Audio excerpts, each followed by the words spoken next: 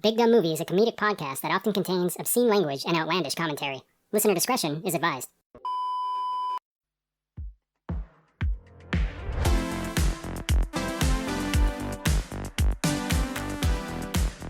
Hello and welcome to Big Dumb Movie, where we discuss movies of the big dumb variety. I'm your host, Korey, and I'm joined today with brother Josh from the Spoilers Podcast. Yes! Whoa, you okay over there? Yeah, I'm just pumped. Well, introducing as well, for the very first time, very special guest. Don't you dare ask him to refill the lemonade. He's Mr. Problem to you, Michael Oliver. And hello, and thank you for having me on. Absolutely, Michael. Wow. So happy to have you. First time guest. Never had an actor from one of the movies we're reviewing on our podcast before. So this is something very special. It's fun stuff. I'm really glad that I get to be here. I mean, I've known you for a while, Korey, and I know that this is important, and I'm honored. Absolutely. That's great, man. I'm happy. Josh is happy.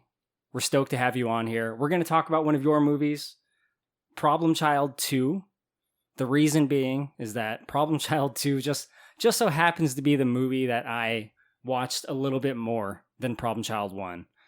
I grew up on both of the movies, but I had this weird thing when I was a kid, and I've talked about this like so many times on the podcast, but I had this weird thing where like I assumed that a sequel was better in every occasion. And it all goes back to Terminator 2, which I have another point related to Terminator 2 shortly, but it all goes back to Terminator 2 because my dad or mom said, yeah, Terminator 2 is better than Terminator 1. And I thought that was like the golden rule. I thought that was the rule for any movie. Okay, 2 is better than 1. That must mean that 3 is like 3 times as good as 1, right?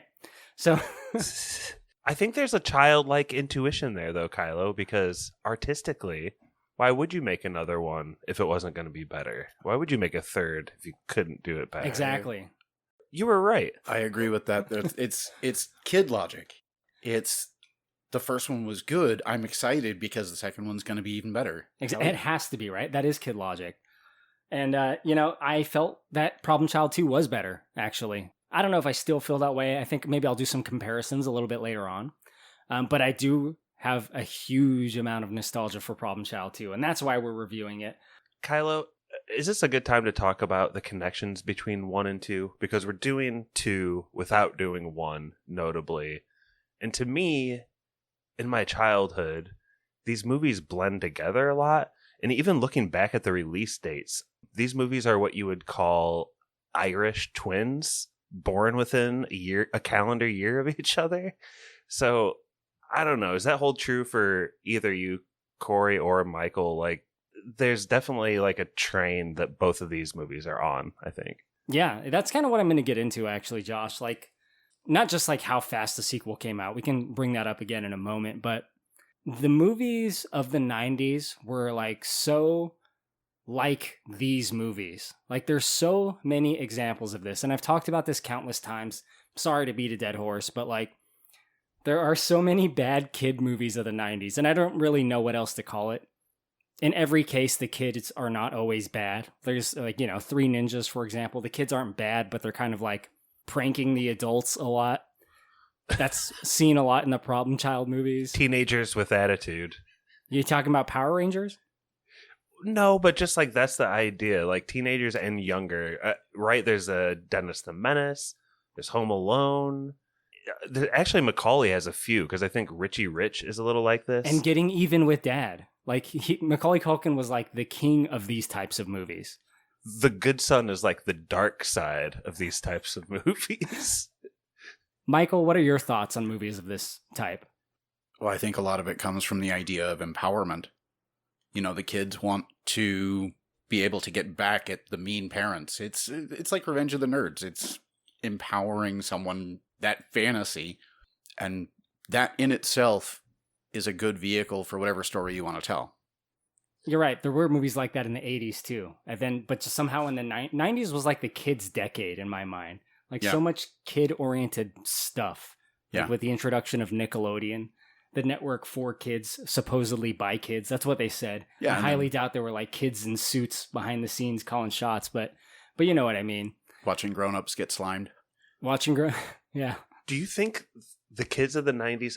Now, I brought this up to you on I saw the TV Glow podcast, Kylo, but you didn't really agree with me. Like, I think kids of the 90s needed these kind of movies more because parents in the 90s were meaner. They had firmer ground to stand on, little dictatorships, I'm telling you. Well, yeah, I think your point in that particular podcast was that you couldn't like rat out your parents to the internet like you can now. It's just a point. But real quick, before we start talking about this movie, we're kind of on this topic. I want to know if you guys like any movies like this. Like movies where, you know, it's kind of maybe a bad kid or a kid in charge. The one that comes to mind for me to kind of set the stage is a movie that's almost identical to Problem Child in terms of the basic storyline. But there's one key difference. It's a movie called Clifford. It's from 1994. It's basically about a problem child, and he's driving the father figure crazy, except the child is not a child. He's played by a grown man, and that's Martin Short. So Martin Short plays a 10-year-old boy. Charles Grodin is like his uncle, but basically the father type figure. And much like a problem child in these movies, much like Junior Healy, this kid is evil, straight up the devil. We did a podcast on that on Spoilers. It was episode 359, so check that out. That movie is very funny, but it's kind of like not talked about that much in media or in podcasts like this, I should say. But Clifford's kind of a unique one. You'll either love it or fucking hate it. Oh, Uncle Martin, I am so glad you're here. I got on a train to run away, but a person tried to touch my no-no special place. And then when I got back, there were bikers here, and they tied me up, Uncle Martin. And then they told me stories that they do on their bikes. Some of them were fun, but some of them were scary. So, Michael, also known as PC, Problem Child, Yeah. do you have any movies like this that you liked at the time, or were you like not into it because you were actually in these movies? You know, it was hard because I didn't really actually get out and see a whole lot of movies. When I was a kid, I was very, very sheltered, and I spent most of my time in front of a TV with a Nintendo or a Super Nintendo. My music growing up was like Street Fighter. Your music growing up was like Guile's theme? Yep. And Ken. Ken's a good one too. Yeah, Ken might be my favorite actually. Guile's theme is like the most hyped, but Ken's theme is fucking legit.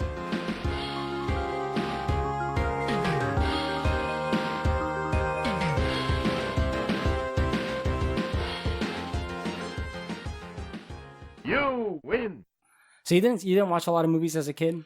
Not really. I mean, when I was that young, I don't know if I should be saying this, but we had a copy of Red Dawn on VHS, and that was like one of the first films that was like, yes, I'm going to sit back and watch this. And I was tiny, but nobody cared.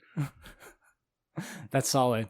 I mean, I did watch, like I said earlier, T2, which came out the same weekend, as I understand, as Problem Child 2, which is like a huge weekend for the song Bad to the Bone, Yeah. To be featured in both movies at the same time. Yeah, what's his name? George Thorogood? Making bank. George Thorogood, yes. Now, Josh, you were on our Dennis the Menace episode. We talked about this a little bit, I think, on that episode, but what do you got? You know what I was just thinking of, Kylo? Aladdin is kind of, and maybe not even the cartoon, but just the story. He's like the original teen bad guy. Comes into town, fakes being a prince, stealing everybody's bread. If it weren't for Jafar putting him in his place, he probably would have never learned any lessons, if you think about it. So... Michael Oliver here is probably puzzled, but Josh has this weird take that Jafar is the hero of the Aladdin story. We won't get into it, but... Not a hero, just a man kind of doing his job from day to day. You will order the princess to marry me. I will order the princess to... But you're so old. The princess will marry me. princess will marry. But also, like, I tried to bring up The Sandlot a lot, and the main character in that is a goody two-shoes, but the group of guys in The Sandlot he's with are all kind of, like, a little more rough and tumble. At one point, his mom tells him, like, get into trouble for God's sakes. How many moms would say that to their kids? Like, it's definitely, like, a theme of that movie, even though the main character is goody two-shoes, of kind of, like, it's good for you to, I don't know, act outside the bounds and explore a little bit or something. And I think that's kind of a message of a lot of these movies too. You know, it's funny you bring up The Sandlot because that was actually one of the films that I remember auditioning for. But I don't, Really? Yeah, but I don't remember what role it was. And the truth of the matter is, when I didn't get the part, I just went and never saw the film. So I have zero familiarity with it, but people say like, oh, why weren't you in this? And I was like, I tried. Let's not talk about it. Fuck that movie. I'm not watching it. Well, they basically have a scene that exactly mirrors Problem Child 2. Oh, and I'll tell you about it when we get to it in the story. So I know what you're talking about.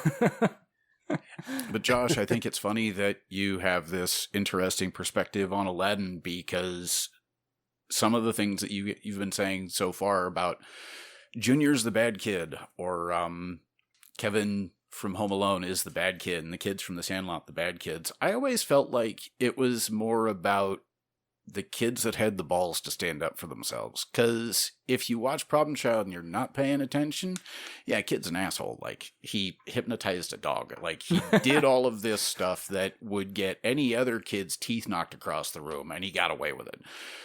But the deeper story to it, there's some justification. Is it a little thin? Sure, but there's something there. Like, he wasn't just misbehaving for its own sake. It was, no, this person's not cool. I think I'm going to wire him up to a 110 line. yeah, exactly. You know what? Ultimately, the kid just wants love. Yeah. In both And movies. That's the core message of the first film. And then it kind of goes off the rails a little bit and has a little bit more fun with itself in the second film. And me personally, I like the second film more simply because it cuts loose a little bit more. It does. I mean, the crazy dance, the food fight, like there's a lot of big raucous sequences that are fun. And that's what I enjoyed. Oh, I totally agree. In fact, I want to get into this. We need to talk about this movie. Josh, are you ready? Let's do it. Problem Child 2, 1991, directed by Brian Levant, different director than the first movie. Yep. A guy who we've talked about on this podcast before because he's done movies that we've covered, Josh, like The Flintstones. I'm sure you remember that episode. And Oh, yeah. one of the earliest Big Dumb movie episodes, Jingle All the Way. But let's get into the movie, Josh. Maybe you can tell us, how does Problem Child 2 start off?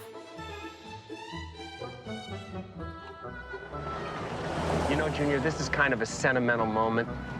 Cold River is where I was born, where I was raised. Everyone I know is here. I've got a lot of fond memories of this place. Fond memories? What are you talking about? Everybody hated you. Your father, your wife, those horrible neighbors. You're right. Let's blow this joint.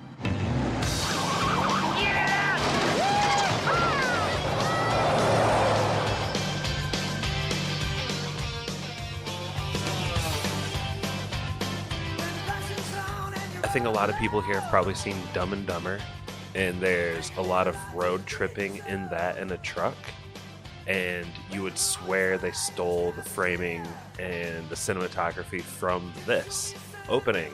I really think a lot of it looks way too similar, including like the shaggy interior of the vehicle. But anyway, we get our dad and son, problem dad and problem child. And they're driving across country. They're moving away from their old home, basically, and moving to another home, which just so happens to be in the divorce capital of the world, Mortville. This is really an inciting incident, because as soon as they show up to their new house, which is baller, by the way, and I want to know, Michael, what it was like as a set, that house. I'm curious about it. Yeah, it was on location. It was in Florida. I forget where exactly, but directly across the street was a lake, people with jet skis and boats. It was a very, very nice neighborhood.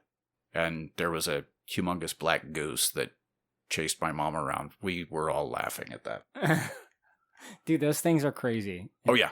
A goose will fuck you up. Yeah. And my mom was unaware enough to think that she could just bring it some bread. And so she marched right over to it with a couple of pieces of bread.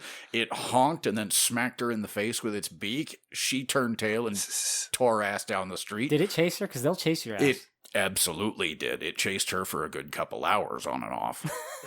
On and off. It held a vendetta for the duration of the filming. At somewhere, I'm sure there's a film canister where someone had to cut a shot with a fire-haired woman with a chunk of bread in her hand running across frame. It's just like you and John Ritter in the scene, and then your mom runs across the frame. Yeah, something like that. That's fucking dope. I think that's cool that it was on location like that because it has that feel, and there's even a couple shots that are almost like from the garage looking out where you can see across the street. There's not other houses or another neighborhood. It just dead ends into this water, base of water. Yep. That was all on location. Like I said, it was gorgeous out there. I believe the house is still standing. Home sweet home! Yeah! This place is gigantic! You can play football in here! Hit me, Go I'm out! open. Here's the bomb! Okay, try to So get here back. we are, starting our new life. It's nice having a guy who loves me. Usually people take one look and run screaming for the hills. You know, I think me and Dad are gonna do all right together. Thought you could sneak through a little opening there. Should I spike you? No, it's illegal to spike kids. Come here, bud. So Mortville is where our characters are now. We got Junior, played by you, Michael Oliver. And then, of course, there's Ben Healy, played by John Ritter. And Little Ben. they are starting over. And one of the things I like about this movie, compared to like other sequels, is that the story progresses rather than restarts. And I always go back to like Home Alone and Home Alone 2, which I know you haven't seen a lot of these types of movies, PC, but you've probably caught those at some point, right? Okay. So in Home Alone, the kid's at odds with his family. He's kind of bad kid. He acts out. He gets left alone. At the end, they reunited and they kind of like rediscover their affection. And he's kind of like accepted back into the family. And he changes his ways. And you know, I learned something today. Very much so. Yeah. But then the same thing happens in the sequel. It's the same exact thing. He's at odds with his family at the very beginning. Same exact shit. In this movie, Junior is not at odds with his father. They have established a relationship. He loves his father now. He's accepted him. Yeah. They're pals. They're, just father and son. And then it's when things are introduced into that dynamic that he starts to act out. But I like that they didn't reset. Like, the dad has to, like, figure out what to do with Junior right from the get-go. I think that's really cool. Yeah, I feel like now that you bring it up, now that I think about it, I've never actually given it the level of thought that you have, clearly. But now that you bring it up, yeah, because of the continuity, you think about the first film, Junior was trying to establish himself. And if little Ben had bullied him the way other people had, he would have ended up head down in a dumpster. But he was the one that stood back and said, wait a minute, this kid needs something different. Let's not go for the belt. Let's go for a little bit of understanding. And that made him a hero in Junior's eyes. And I feel like the whole story of the first film was establishing that bond. And you're absolutely right. The story picks up from there in the beginning of the second film. And it's like, hey, we've been through all this. We've got the scars. I'm here for you, buddy. But it's interesting because then at that point, Ben sees himself as fully capable of handling himself, even though he's a little bit of a ditz. And he's got all these dating opportunities. And then it becomes these dating opportunities are a threat. He's too much of an airhead to pick up on that. Junior sees it and he becomes the guardian for his dad. And his dad doesn't get it. And that's what creates the rift for them there. But even that's misguided.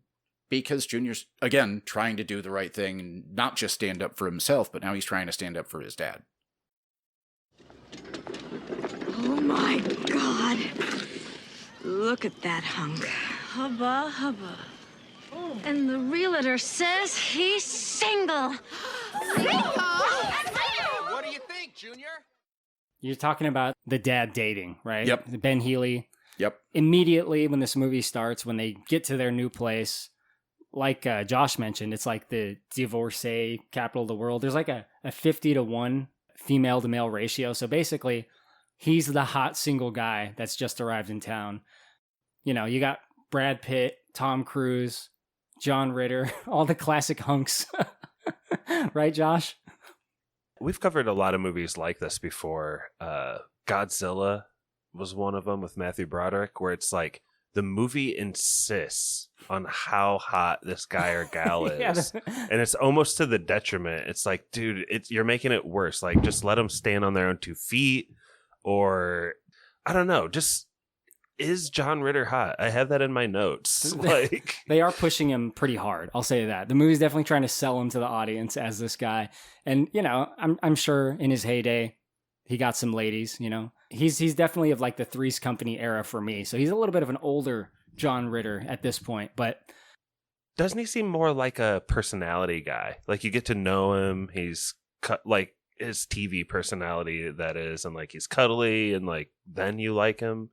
And maybe he's an okay looking guy, but this movie, he's a heartthrob as soon as he drives in. They see him like from the car through the window. Oh my God, he's an Adonis. Yeah, that's what they say. He's an Adonis. My note says that all the MILFs in the town want him, and the regular women too. That's good. Hi, I wanted to welcome you to our little neighborhood, so I baked you a cherry pie. Oh, that's so sweet. Look, Junior, she baked us a cherry pie. How thoughtful. All right, 1st and 10. Yeah, they start bringing him all kinds of gifts, right, Josh? Like, they bring him like the pastries, and there's like a whole line of women just like bringing him like welcome to the neighborhood gifts, kind of just like putting themselves out there. Yeah, and some of them are doing some uncomfortable things with their fingers and their mouth and licking and pie, and it's like they're putting themselves out there big time here. But I don't know, I think Michael kind of summed it up like really well. Like, basically we enter this phase of the movie for the next act or so where John Ritter, he sees all these suitors, and now he's choosing a couple to go out with one by one. Yeah, he's got his pick of the litter. Yeah, and I don't know, does that bring us to like the first date already? I mean, we're missing a lot of stuff here because there's like a barbecue here where he blows up a neighbor and stuff too. But yeah, well, I do want to talk about that because it's really like the first act of violence from Junior. So I think it's kind of noteworthy for that, right? Like, John Ritter spends some time with his neighbor, and his neighbor has kids, and they're those very famous twins that were in like Kindergarten Cop and probably every other movie between like 1988 and 1993, right? Any movie with a bunch of kids, those twin girls were fucking in it. Yep. And they like get in Junior's face, right? Or they're so like hostile and mean. They're like, there's a move-in fee. You got to give us $10 each, bitch. And he's like, fuck that. Yep, that's... I looked up the inflation calculator. That's about $42 now, by the way. Jeez. This neighborhood has a move-in fee. You have to give each of us $10. $20? I'm not giving you diddly squat. Pay us or leave. Yeah, that's Tiffany and Crystal Materas. They're I haven't talked to them in quite some time, but they're good people. Oh yeah? Yeah. They weren't charging you a move-in fee for coming on set or anything? Nah. Everyone on the set they were good folks. How do I even say it? It became a family very quickly. That's cool, man. So you got those twin girls again. Like I said, they were in everything. Something about Problem Child 2 that like separates itself from other movies of this type can be summed up by one of Junior's lines, like right at the beginning. He says, Dad, can we go? These people are real dicks. And like, that's the kind of shit that like other kids' movies like this just did not have the balls to do or say. Oh, and that is definitely carryover from like the first Problem Child. I don't remember exactly what your character says to Peabody in the first movie. You said like, I'm laughing at you, you stupid dick, or something like that. Yeah, what's so funny? You are, you stupid dick. What's so funny? You are, you stupid dick. But yeah, I love like the crassness of these movies. I think that's why I liked them so much as a kid, because I was kind of a bad kid. You know what I find is every once in a while a film comes along, and I'm not trying to bang on my own drum here. I mean, I didn't write it, obviously. But every once in a while a film comes along that pushes the boundaries. There's Something About Mary definitely was one of those films. Some of the things that it showed you, some of the concepts that it gave to the audience, Yeah, it was comb like, and hair. I can't believe that this is actually on a screen in front of me and I've got my date right next to me. Should I laugh or should I act mortified? And there's an awkwardness to it because you don't know how to handle it. I feel like Problem Child was one of those as well. And in fact, it tried to push on the boundaries so hard that some stuff had to be changed. When we get to it, I'll go over that. Okay, there's some specific things later down the road. Yeah. All right. We'll talk about that. But the point I was getting at with this whole scene is that Junior like blows up the neighbor. Opens the valve on the propane grill. And blows him to smithereens, Yep. you know? But like this is kind of like a cartoon world where like you can blow someone up and they're not like a mutilated corpse like left remaining. They just kind of have like smoke in their face and they're coughing, you know? It's like classic like Looney Tunes style blowing someone up. Yep. So that's kind of what keeps it in the kids genre, the cartoonishness.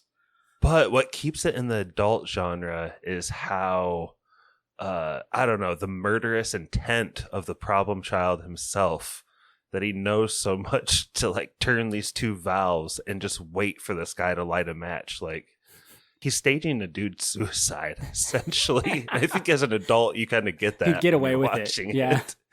He would have. He has a lot of plausible deniability with that. Get!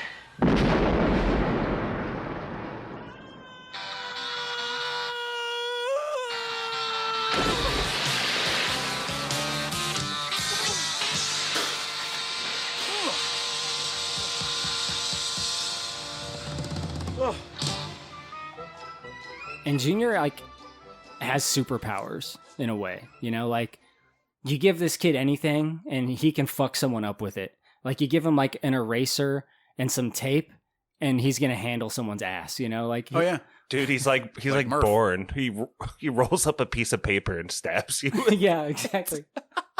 Like he needs very like minimal accessories, but he's very effective with what he can do. He's, you know, little evil child MacGyver. Yes. Yes. I was going to say that, but you beat me to it. But absolutely. Now that I'm actually giving it some thought, I think maybe that's why I try to emulate that. Not to the extent of causing injury or propelling people through the air, but having that I don't need more to get done what I need to get done. I have what I need. It's a couple of paper clips. And that is very much Michael, for those that don't know him in real life like I do. Very much like a hands-on type of like fixer. Tinkerer. Yeah, very much a tinkerer. Picking locks, yeah, exactly. building things. When I'm at work, I'm always building something just while I'm on the phone. Comes in handy, though. I'm the guy that my friends call when they get locked out of their houses. I know, I've heard those stories. One of my biggest questions in my notes for you, Michael, is watching this movie. I felt like the hardest thing the director asked for you to do over and over was right before you'd start tinkering. They'd be like, have a look on your face like you're getting a really good idea, and we're just going to hang on you. And that is like tough. It is. It's hard not to let it get awkward. And I don't think I ever really mastered not letting it get awkward. Because after a moment, you have to stop and think, like, if I am having this idea, what am I processing? And then should I look at something? And for a kid that age, that's a tough call. Did they let you do a lot of that on your own, or did they tell you specifically, like, look to the left, then look up, or did they let you kind of go with it? They let me go with it, but they guided the underlying thoughts. For example, the director of the first film, Dennis Dugan. Yep. Big fan of fart humor, that dude. At least for a 7-year-old me. And it sold on me in motivating whenever Junior was happy about something. He'd sneak onto set, grab me, tell a fart joke. I'd start busting up laughing. All right, guys, roll it. Like, getting into the kid's head is really where those two directors had it nailed. Yeah, that the first director, Dennis Dugan, I mean, they both worked with kids a lot. Yeah. But the Dennis Dugan, he was like known for being, or is known for being like an Adam Sandler movie guy. Like he's done a bunch of the Sandler movies, including Happy Gilmore, but also Big Daddy, which also prominently featured child actors. There's one in the movie, but there were actually two. They were twins. But sounds like he was a good guy to work with kids. Kind of knew what he was doing there. Funny thing is that Problem Child 1 was actually Dugan's first film directing. So, judging by where he went from there, to me, that's kind of an honor. Nice.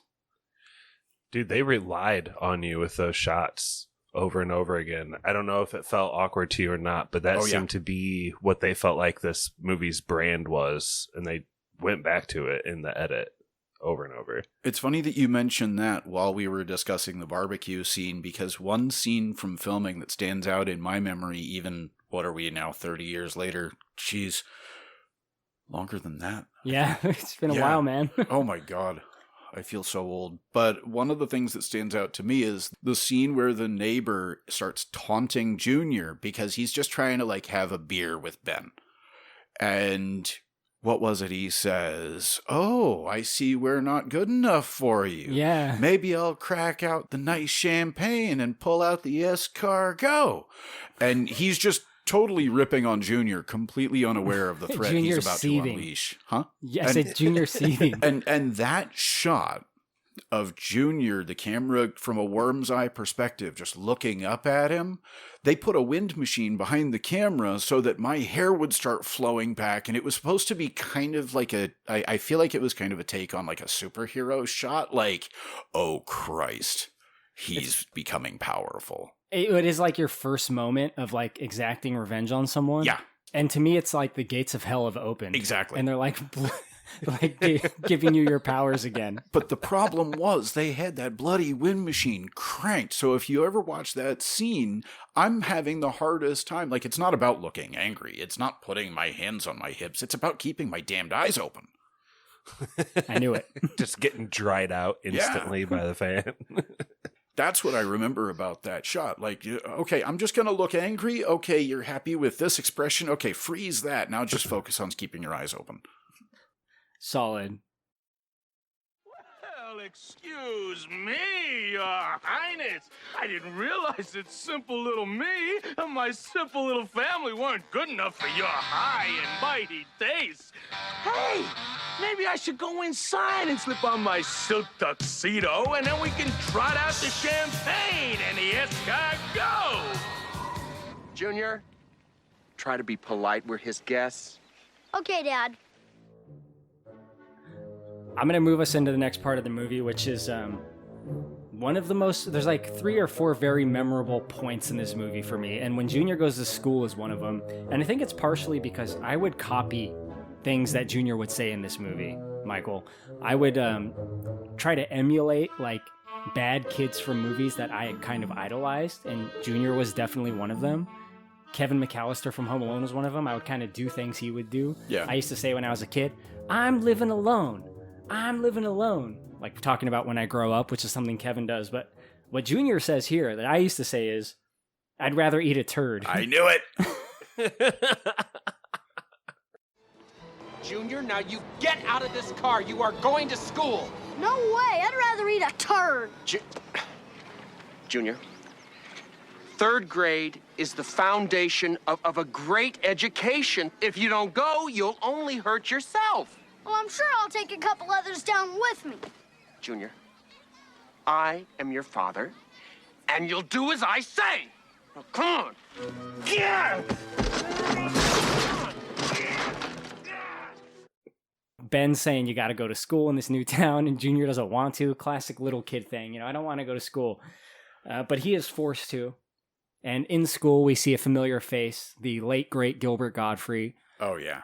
Who is now the principal. He used to run an orphanage, I guess, in Cold River, where the first movie took place. And now he's a principal of a school. And he decided to do this because he hates children. Yeah. It's funny, the whole fresh start take for Ben and Junior. It looks like they're not the only ones that got a fresh start halfway across the country in Mortville, because so did he. Well, and clearly he's taking advantage of the situation, the women to men ratio as well, which we'll talk about later. Because Gilbert Gottfried has a hot date later on. You're right. Yeah. I never put that 2 and 2 together. Jesus. I mean, it's clearly the place to be if you're a guy that's not married, right? Well, yeah. Because if Mr. Peabody had that well-endowed lady at his date, then that speaks to Mortville. I do want to ask you about something with the scene with Peabody that you shared. You go into the principal's office, he freaks out. It's kind of a classic moment. It's a meme.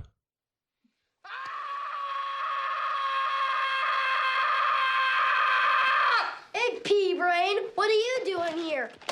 What am I doing here? What are you doing here? I belong here. You belong in Cold River. This is Mortville. What are you doing here? You're not here. That's it. That's the only answer. You're not here. Ha ha ha! You're not here. I'm imagining you. You're a figment of my imagination. Well, if I was a figment of your imagination, could I do this? Oh! Whoa! Oh, did something crawl in here and die? Whoa! You disgusting kid! You disgusting, flatulating kid! Whoa! I just had a new paint job, too. Oh, this is horrible. Huh, great. First thing is that, you fart in that scene, right? Yep. And obviously, there's a sound effect of a nasty fart, and he can smell it. But have you ever seen the made-for-TV version of this movie? No, but I was told that it was... I'll let you tell it, because you may have seen it. I haven't. I've seen it a lot, the TV edit of this. First of all, the TV edit includes the deleted scenes. So right. I've seen the deleted scenes. I know them very well. They're not that extensive, but one thing is that the fart audio is completely cut out. So, Junior, he says something like, well, if I was a figment of your imagination, could I do this? And then it's just silence. And then it's Peabody going, oh. So and it's just inferred then. Yeah, but it plays very awkwardly. Huh. So that almost sounds like it would work, though. They fucked up the joke in the TV edit. I'll say that. Kylo, have you never heard of an SBD or what? Yeah, right? I guess I have, yeah. It's funny, you mentioned being able to see the deleted scenes that they shove back in for runtime after they chop the hell out of the film. One of my favorite scenes from the first film was chopped out. Oh. But it's in the TV version. Okay, what is it? Ben wakes up one morning, goes out to get the paper, and it's his first morning with his new son, and you can see the excitement in his face, and he goes out to get the paper, and there's just chaos on the block in front of his house. The paper boy is rolling by on his bike, throws a paper, and the paper explodes in midair. The milkman walks over and sets down the bottles of milk. The bottles of milk explode. And the milkman and the paper boy see what's going on, and it's, I want to say, like a 1/10 scale attack helicopter, radio control, flying in for the kill with a couple of miniature, chain guns on it. To take out Junior as a military target? No, Junior was piloting the thing. Junior's sitting on the roof wearing camouflage fatigues, like something out of, God, I forget what movie the line is a reference to, but the camera pans up on Junior wearing a pair of aviators and holding the remote for this helicopter that's just terrorizing the neighborhood, and he says, "I love the smell of spilt milk in the morning." Oh, of napalm. It's, I forget the movie, but I know what you mean, yeah. But for me as a kid, getting to see that helicopter on set was awesome. So, that, when I actually got to see the film when it came out, that scene not being there just broke my heart. That sounds like a cool scene. I thought you were describing a situation where Junior he's made so many enemies that a foreign nation sent in the military to to take him out. That actually sounds like that could drone struck. Yeah, drone strike. Yeah, drone strike him. Kyle, I think you're thinking of Good Morning Vietnam, but also if we're going to talk about our favorite parts really quick of Problem Child 1, I just want to mention Michael Richards' "Look, a giraffe. Look, a fist. Look, a fist." Look, a giraffe! Look, a fist! That never gets old. That is so fucking funny. Seeing him just hit the clown like that. Clowns are also prominent in these movies, but I actually I sidetracked myself Michael, the thing I wanted to ask you about was when you're in the office, Gilbert Gottfried, again, RIP, why is his phone covered in blood? Were you aware of? Yes, his phone has like... Oh. Is there something that was left out? Is there something that we're supposed to know? The set decorators on that film, the whole thing, were nuts. His desk was made of pencils, number 2 pencils that were glued together painstakingly, one by one. Holy shit, I see it. Entire desk. And various items in the office were just basically pinned to the wall and had a bucket of paint thrown at them to give the film a bright color palette. And I don't think it was intended to come off as blood, but there was a lot of yellow with the desk, so I'm guessing they wanted the phone red, and there you go. I see. That's interesting. Yeah, it looks, there's definitely like splatters of red, not only on the phone, but things nearby it. You can tell they just like sprayed some paint in that general area. And that was a common thing with that film. Like, I would walk on set and just think, oh, they're doing that thing again, where they're just making everything really brightly colored. And it was only years later that I realized that it was intentional. It was almost meant to make the film seem garish. It's like if you go into a fast food restaurant and all of the colors on the walls are very bright and harsh, the objective is to make you uncomfortable. It's to make you eat your food in GTFO. It's a similar, like, mental attack. It's like something here isn't right. Does that make sense? Yeah, so this was all intentional stuff you're saying. Not story related, but for the filmmaking. Yeah. Very cool. I love the word garish there. I think that's accurate. And I think overall between Problem Child 1 and 2, that attention to detail in the set is probably one of the most notable differences in the movie. Just like attention to detail in the corners, everything of the sets. Yeah, and that was always a joy for me, too, was getting to walk onto a new set and see this stuff, because it wasn't just thrown together. There was a lot that went into it. Take, for example, the clowns. Junior's room gets turned into clowns. Yeah, LaWanda does a little bit of redecorating. Yeah, I mean, I may be skipping ahead a little bit, but yeah, we can come back to that, too. No, that's okay, go ahead. But it's the same thing. It's Junior's room, initially, is a kid's dream room. He's got a space shuttle bed. Space shuttle bed with controls, and I assume a video game hookup, but no monitor. Well, all that stuff was styrofoam. I was meant to pretend that I was playing a video game, and then they put in Foley afterward, but I pretended my ass off. Looked great. But even that, the colors on that set were more muted. There were like navy blues and like sky blues, but it was all kind of a similar palette. And obviously the space shuttle, but it wasn't, ow, I'm blind because this crap's so bright. And then, of course, when it gets converted to clowns, it hurts. It's the same thing. It's meant to make you feel uncomfortable. It's almost like how you would feel if you were Junior walking into your room and it's been violated like that. You know what I mean? Yeah, this bitch is busting my balls. Exactly. I think like in the first year that I met you, I asked you to say that line. And you did, and I was very happy. You said, bitch is busting my balls. Yeah. But we're back at school, and, Junior gets skipped up to 6th grade so that he doesn't have to be in the school for as long, so Peabody won't have to deal with him because he knows this kid's a fucking nightmare. And in this class, he's got a teacher, Mr. Thorne, a.k.a. Strickland from Back to the Future. A face that, people of our generation all know. But there's a kid named Murph. And Murph, according to Junior, has been in that class since the 1970s. This kid, what I think is funny about Murph is that he, like, revels in his stupidity. He really enjoys being a fucking idiot. Like, the teacher asks him, like, what's 3 + 2? And he, like, picks his nose and he flings the booger and then he's like, 4? And he's so, like, proud of himself because he knows he got it wrong, but he doesn't give a fuck. Yeah. But I like that. You can tell, like, Murph is, like, the big guy. No one wants to fuck with him. They make that very clear when Junior says something, and the whole class is, like, taken aback. Like parting of the Red Sea. Yeah, exactly. But Junior has, like, no fear. Like, Junior knows he has superpowers. And, like, in an environment like this, with, like, scissors and tape and all this shit. Like, there's no way this kid's gonna do anything to him. Yeah. Now let's start with a nice easy review to see how much you underachievers remember from last year. Polly, what's 17 times 8? 136. Good. Richard, what's 72 divided by -9? -8, sir. Fine. Murph. Murph, what's 3 plus 2? 4.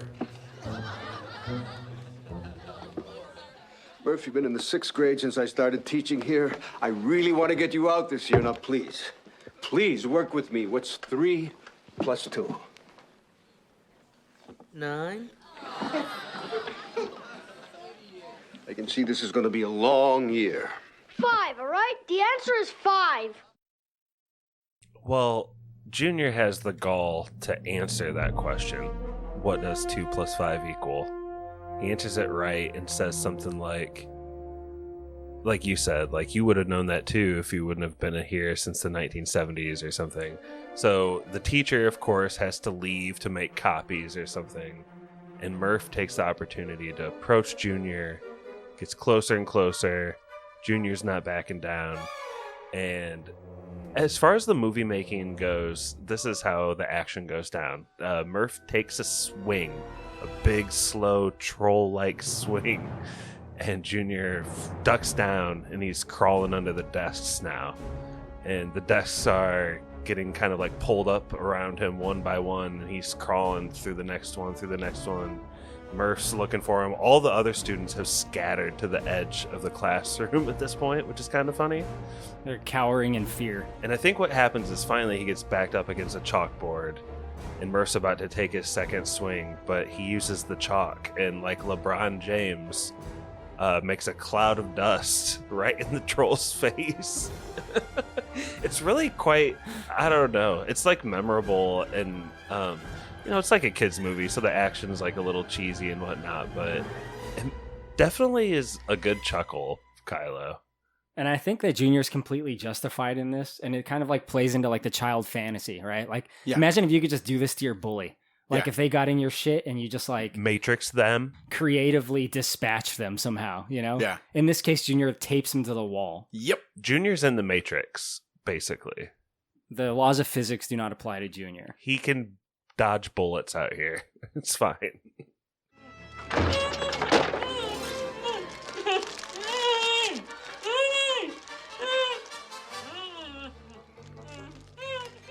Maybe Dad's right. Maybe Mortville is going to be a great place to live. But yeah, I think, like we were saying earlier, to me, that all goes back to that whole empowerment thing. And it's exactly what you said, Korey, about I'm being bullied, and I'm going to watch this movie where the kid gets bullied, and the bully regrets it. That feels good. Hell yeah. So it's like one of those things that gets you on Junior's side, too, for sure. Like, you could almost picture yourself having a conversation at that age with some bully who's saying something that's trying to get your panties in a bunch, and you just think, or the staircase wit, you've got the perfect comeback, but you don't have the balls to say it. And meanwhile, Junior is like, oh, you're the senior student in this school. Yeah, no shit, you've been here since the 1970s. You're a fucking senior citizen. Oh, I wish I had the balls to say that to my bullies. Yeah. Exactly, man. It's good. It was one of my favorite scenes as a kid, I'll say that. But Murph gets out of that situation after school and tries to like toss a satellite dish on top of Junior's head. Misses, and it lands on Junior's dad, Ben Healy. And this is just to set up the introduction of Annie, the school nurse, and Ben. Because now, Ben's got like this head injury. So can I wrap Murph in a bow a little bit? I feel like when we see him next later in the movie, he doesn't come into play too much, but he's kind of like a friend now. Like he's sitting beside Junior blowing bubbles when they're like watching a slideshow or something later. Like the score was kind of settled. It's kind of like when you stand up to your bully, like you don't have to deal with him anymore. Yeah. You know? I like that. I mean, he gives Junior shit a little bit later on, but it's not too severe. Like they're not getting physical with each other anymore. And in the third movie, Junior in Love, he basically is Junior's friend. And that same actor did return. Good friend of yours, I'm sure. Yeah, Eric Edwards, yeah. So he came back for the third one. I think he was like one of the only people that came back. And he also plays his own sister. So he's like, dressed up as a lady. That I haven't seen the third one, but that I'm having a hard time wrapping my head around that as a concept. If I remember correctly, the third one, like, all these movies, Junior's seeking like affection, right? Yeah. In the third one, he wants a girlfriend, essentially. There's like a few different girls that he talks to and like starts to get interested in, but I think Merv is trying to set him up with his sister, who's also Murph, but a girl with a wig, like, and Junior won't do it. Anyway, that was a made-for-TV movie. It has its moments, but it's no problem child too, I'll say that. Who are you? I'm Annie Young. I'm the nurse here at Mortville Elementary. The children are very lucky.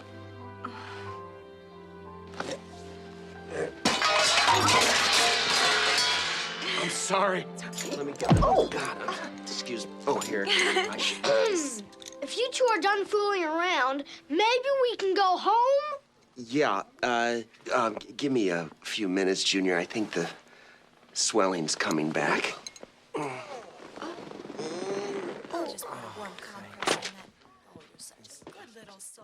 But anyway, Josh, Annie meets Ben Healy, and this is Amy Yazbek returning again from the first movie, but as a different character, right? Yeah, this kind of blew my mind. Because you learned this today, right?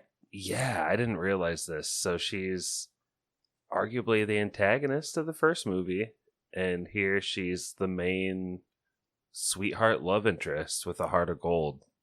Complete heart of gold. Just changed her color hair. I don't know. She looks really cute in this movie, though. I will say that. I was thinking the same thing, Josh. I got to be a simp for a minute. She's very pretty. And she played this role of kind of like the pretty love interest in movies around this time a few times. Robin Hood Men in Types comes into mind. I was going to say that, yeah. That came out a couple years later, but yeah. And she's just very likable in this movie in the same way that she was very hateable in the first movie as her character, right? She was such a fucking bitch in that movie.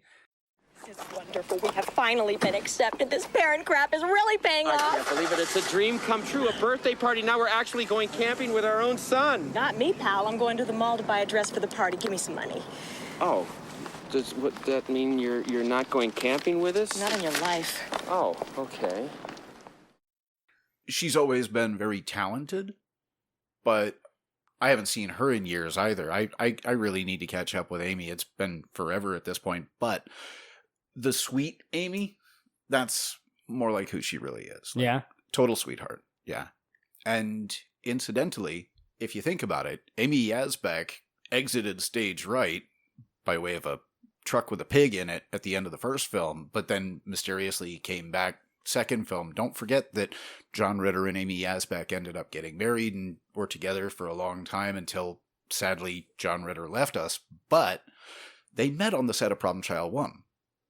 And I don't have this on any kind of authority, but it wouldn't surprise me a bit if someone negotiated to bring her back as stipulation for him coming back. Don't quote me on that. I'm not. Well, she could still come back, and you, in the movie I pitched to you years ago, Problem Man. No, what I mean is, I think it's my belief that someone made the request that they bring her back in a different character. I get you. I'm just kind of putting two and two together. It's all speculative, of course, but I think that John and Amy started getting together on the set of Problem Child 1, and we're looking for a way to get back together on set of Problem Child 2. Again, speculation, but it seems to make sense in my head. Maybe so. They didn't get married until 1999, and this movie came out in 1991. Yeah. So I assume that they either dated off and on leading up to that, or just continued to date. But yeah, it is kind of neat that they kind of got together in real life. It's always funny to see that in a movie. Yeah. But Annie has a daughter. Yeah. And Junior gets introduced to her properly here. He kind of had a small interaction with her earlier in the movie, but they're introduced proper, and this is Trixie, played by Ivy Ann Schwan. Yep. What I like about this is that it's like Junior has met his match, Like there's another Junior that already exists in this town essentially, and that's Trixie, the little girl. And I like that they kind of have this rivalry going on. They kind of like are like doing shit at each other. And Junior, despite his superpowers, gets bested sometimes, including in this scene. PC, maybe you can tell us about like their first interaction and and how that goes. Well, at this point, Junior is on high alert, trying to, quote, defend his dad from any suitors, because he's all about you could almost say it kind of parallels like the He-Man Women Haters Boys Club, like... Little Rascals. Yeah, but it's like, it's me and my dad, and we get to play football, and we get to do whatever we want, and I don't need a mom here. And I mean, hell, the last time I had a mom, she was a bitch, so I don't want to go there again. So when this woman comes in and it's like a threat of, oh crap, now I'm going to have a mom, obviously he's going to do everything he can to keep that from happening. And his first impression of Annie, Amy Asbeck's character, is like, oh crap, here we go again. And he sees a picture of her on the wall, happens to have a Sharpie, and as he's about to deface said picture, a voice from behind says, I wouldn't do that if I were you. And Junior, being as cocky and arrogant and capable as he is, he just assumes that whoever it is that's trying to stop him is in for a bad day. But the tagline of the film comes to life in that, where it's like, yeah, he's bad, she's worse. Because in the course of the movie, he just took out Murph. So yeah, exactly. And he blew a man up. Yeah. He killed a man. A grown man.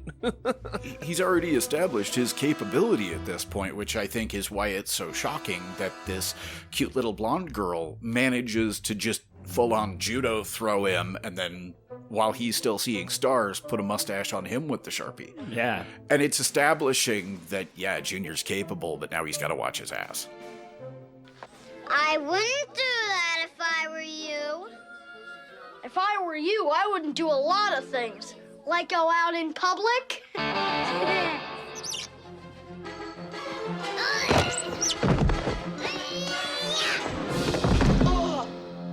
Next time, you'll listen to me.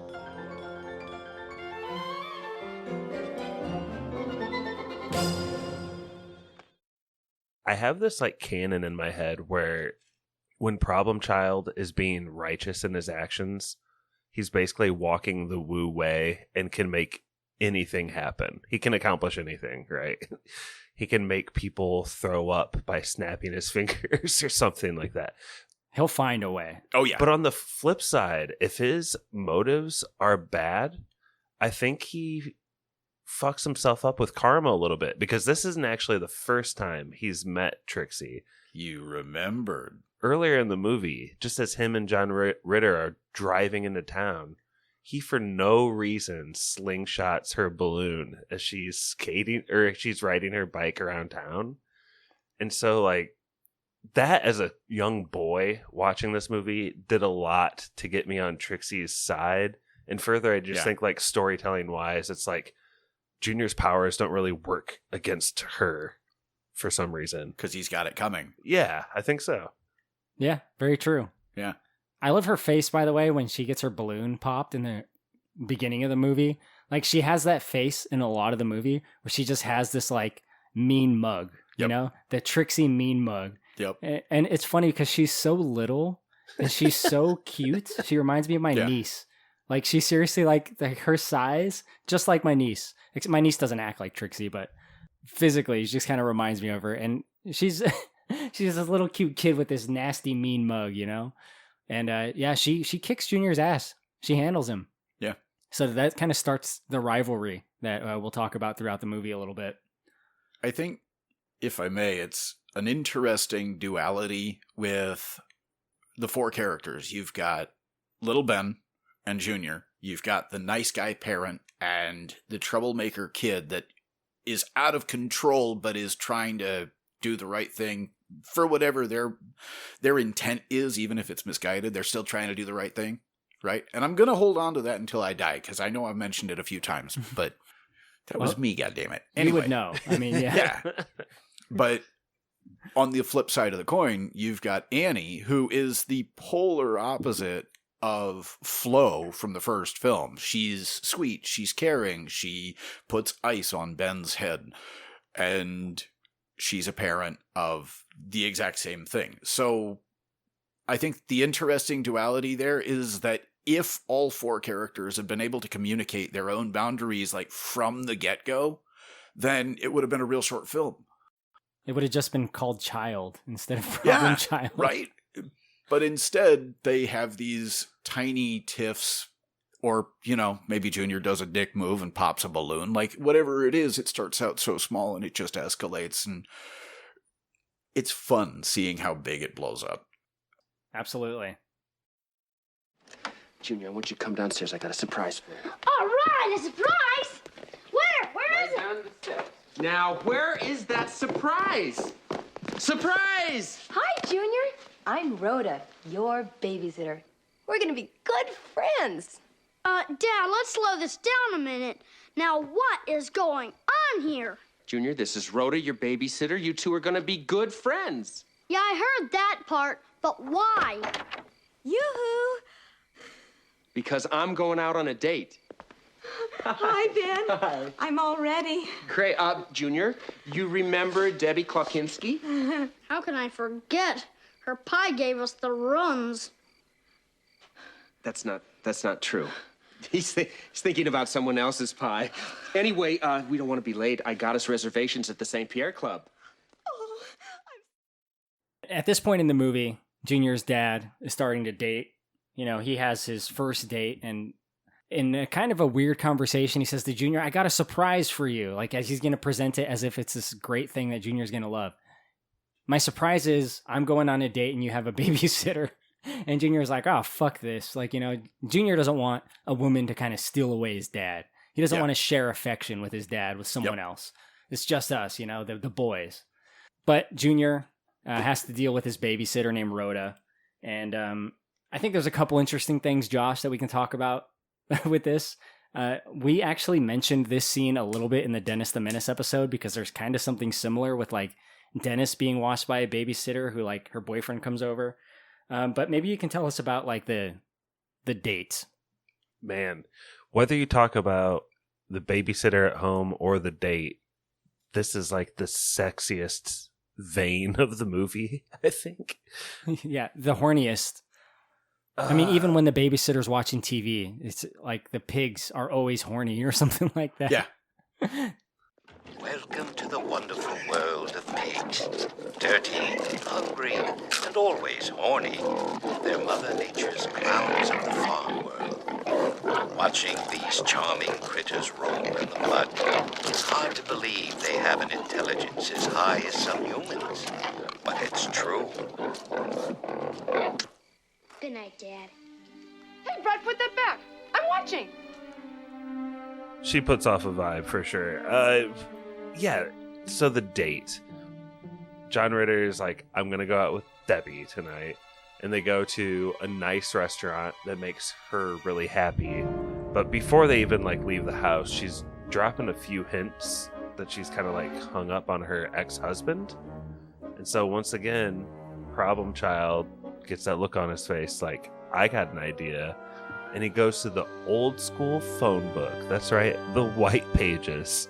And he looks up every other Klokinski he can. And he finds her like husband, who's this down on his luck. Seems like maybe he's an immigrant of Eastern Europe or something. Yeah. And he is like down on his luck indeed. He's fucking eating dog food for dinner, bro. Yeah. Not just dog food. Chow down. Yeah, chow down. The best according to this movie. Yes. So, I don't know what the backstory is here, Kylo. Do you got something in your head for what happened between this couple before the movie? Not really. I just think it's kind of funny that like this guy, like they want to paint a picture of like the most sad, desperate fuck you've ever seen, right? You can tell his apartment sucks. He's eating dog food. He is the one and only person that bought Big Ben's. You got that. Holy smokes. That was in the script, that behind him is the franchise starter kit. He's the one, because he only sold one franchise we only starter. sold one kit. It was to this fucking sad fuck. Well done. It's clearly Good a scam. I try to pay attention to detail, but I like that when Junior tells him that, oh, your wife's on a date, he doesn't just say it, he says at your expense. I don't know how it's at his expense, but the guy shows up with a lead pipe and he's just there to bash heads in. Like he's wearing like a tank top and an overcoat, like a flasher, like an old school flasher. You know, the guys used to wear trench coats, and he just starts beating people over the head with his pipe. Aha! Debbie, you tramp! What are you doing here? Wojtek, I'm a free woman. I can do whatever I want. I show you. Debbie, you leave with me. Come, we take the bus home. Like hell I will. I'm on a date. You homebreaker!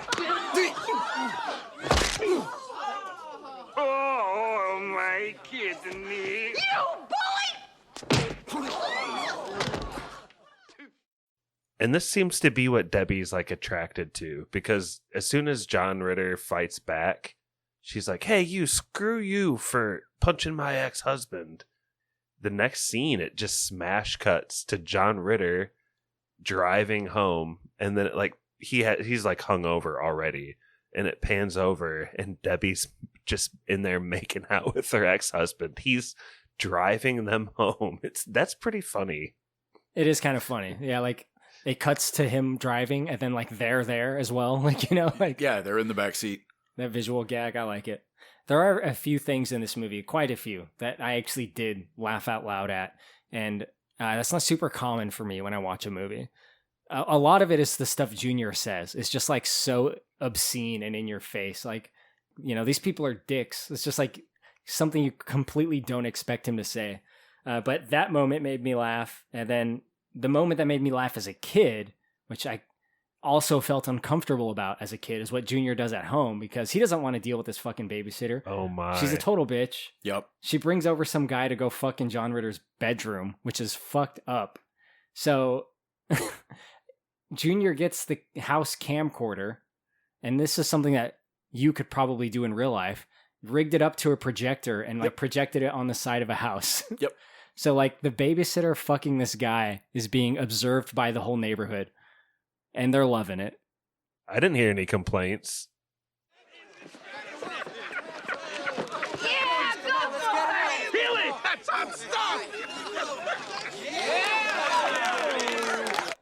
Junior, we're new here in this community. Can't we at least attempt to fit in? What are you getting angry at me for? I didn't do it. I just watched it. Yes, and so did the entire neighborhood. I didn't hear any complaints. While we're on this scene, I want to take a moment and say the name Adam Brock. Adam Brock was a friend of mine when I was a kid, and he had leukemia. And we got him into the film. And if you watch that film, he's the kid standing on the lawn amongst all the people gathered to watch this real-time sex scene on the TV or on the side of the house. He's the kid that stands up and says, yeah, go for it. Dude, I saw that kid. I saw him. It was his dream to be in a film, and he never got to see it. But he got to be in it. Damn. Shout out. Adam Brock? Yep. Right on, man. I don't mean to downer the whole thing. It's a good scene. I just want to point that out because he was a good dude. That's dope that he got to be in it. Yeah. That's cool. And he's noticed, by Josh, clearly. He's noticed for sure. I seriously did notice him specifically giving that line. I love lines like that by extras. But Michael, how much of this part did you see when you were a kid? And not that you couldn't handle it, even if you knew it fully, but I'm just curious how this was kind of like dealt with on set. Because it's like, there's no like full nudity, but it's really weird, a little intense maybe. And like as an additional question to that, did you like understand what sex was at this age? Like, did you know what was happening? I don't recall really. Probably not at that age. Because I didn't really. Yeah. But to answer your question, Josh, if you think about it, they couldn't really film an actual projection on the side of the TV because of the way the cameras work. Like lighting, like they have to smoke up sets and stuff. Anything that was projected on the TV was just added in post. So all of the extras that are watching the scene on the house. I'm sorry, I keep saying TV, derp. No, but the whole projection on the side of the house was just added in later on. But all of the extras that are watching it are just staring at a house. And cheering it on, yeah. Yeah. Yeah, go house. Yeah. Get some. You can do That's it. Kind of an iconic scene, and one of the things that separates this movie from its contemporaries is like how brash and insane this fucking movie is. That Junior would do something like that extreme. So, things are not going well for Ben Healy. He had a bad date. He comes home to this nightmare. And then to make matters even worse, his fucking asshole of a father, Big Ben, shows up. So now we kind of got the distinction of Big Ben, who's the grandpa, and Little Ben, or just regular Ben. And he shows up with his dog Nippy. And the reason he's here is because he's lost all his money and he moves in. He kind of like forces his way in the door and says like, I'm staying with you guys, essentially. So he's going to be a factor for the rest of this movie. Now, Michael, this guy's name is Jack Warden. He plays Big Ben. Yep. To me, I've always seen him in movies like this where he's a elderly asshole. Because I know he has a very long and historied career as an actor, but I haven't seen much of his older movies. I've seen the stuff of this era, or like Dirty Work. And, he's kind of just like an old shithead. Where he's like angry and hostile and just kind of an angry old grandpa kind of guy. Yeah. I do want to know what this dude was like in person. Please tell me he's nice. He fell into the role quite comfortably. Okay, I love it. He was crotchety. He was brusque. But he cared. It's like the nice guy that's an asshole, if that makes sense. Like, at one point, he says the word damn on camera during a scene. He was ad-libbing, and he just added a damn into it. And afterwards, me being scared shitless, because that wasn't in the script. Are we okay with that? And I asked him, like, politely after the shot. I didn't want to piss this dude off. Okay. I'm like, was that okay? He looks down at me like completely dismissive and just goes, kid, it's in the Bible. And just doesn't say another word, just turns and walks away. Like, he didn't have time to put up with anything that wasn't worth something to him. And he was clear about that. But at the same time, he still stood up for me on set, like made sure that I was doing my schoolwork and all. Like, he was an asshole, but he gave a damn. Does that make sense? Or am I just rambling? I pick up the vibe you're putting down. Absolutely. That's kind of cool. Yeah. Were you told, like, when a dude like that showed up, or with, like, John Ritter, were you told, like, okay, this is, like, a famous guy, be on your best behavior kind of thing? Were you ever told anything like that, or was it pretty much well understood to just be like that all the time? That was bred into me. That was hammered into me from my youth. I mean, my whole family was in showbiz, so it didn't matter if I was on camera at an audition or just in the car. We had to be directable. We had to be presentable. We had to have the right things to say, which I wish was a skill I still had. But you do. But at that time, it was anything you're doing, you're being watched. Do it well. So it didn't even really matter. Like, when I met John Ritter, he was a sweetheart. And I didn't see him as the guy that was in this show that I was watching. I didn't even really make the connection. It was just, oh, this is the guy I'm going to be working with. And we sat and chatted, and he was cool, and we bonded during filming. That's how it always was. Right on, man. Now, what is going on here? You never take vacations, and if you did, you certainly wouldn't spend them with me. Oh, little Ben. Little Ben, you're my only son. Dad, you hate me. Okay, you figured me out. I'm not on vacation, I'm broke. You what? I'm Chapter 11. My SNL crashed, my creditors are after me. I gotta find a place to hide out for a while. So why don't you just hide out somewhere else? And why don't you mind your own damn business, huh? Nobody asked you a thing. So we got Big Ben in the picture now, and Junior is still going through his rivalry with Trixie at school. So I think it's like the next day or maybe later on in the week. Junior and Trixie kind of have a little showdown in the school, and Junior chase after her. I think it's kind of funny seeing her run. Like there's a shot in the hallway of her like running, and she's like closer to the camera than Junior is, you know? It looks so funny because, again, she's so little. Yeah. Like how much younger than you was she? Not a lot, but at that age it matters. I think it's a couple years.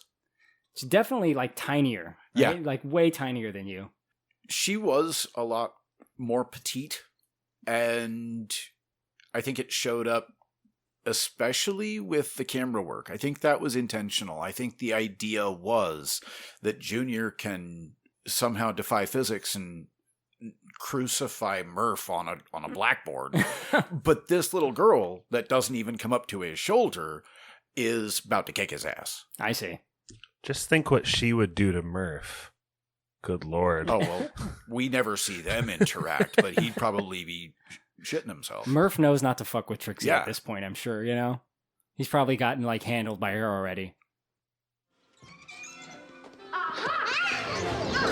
You're gonna wish you'd never been born.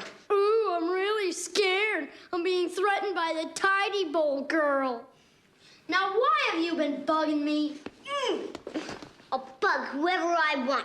This is my school. Says who? Me and my M80.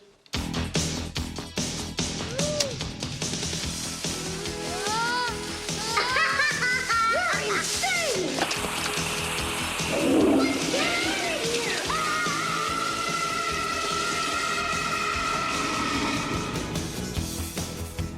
So it's a real risky move, I feel like, for Junior to chase Trixie into the bathroom. I thought for sure... The girls' room, yeah.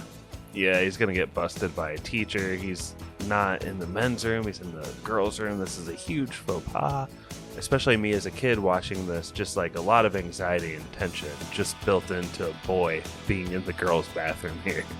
But they kind of have a physical showdown where it looks like they're about to start like punching each other, pushing each other, fighting, wrestling.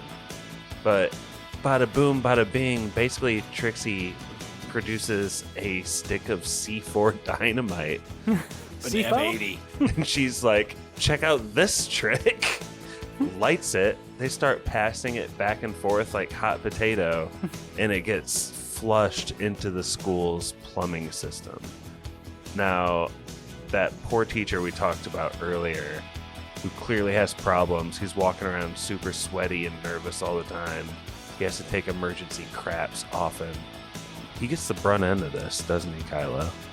Yeah, he gets his asshole blown off. Dude, his colon is gone. This is gonna feel so good.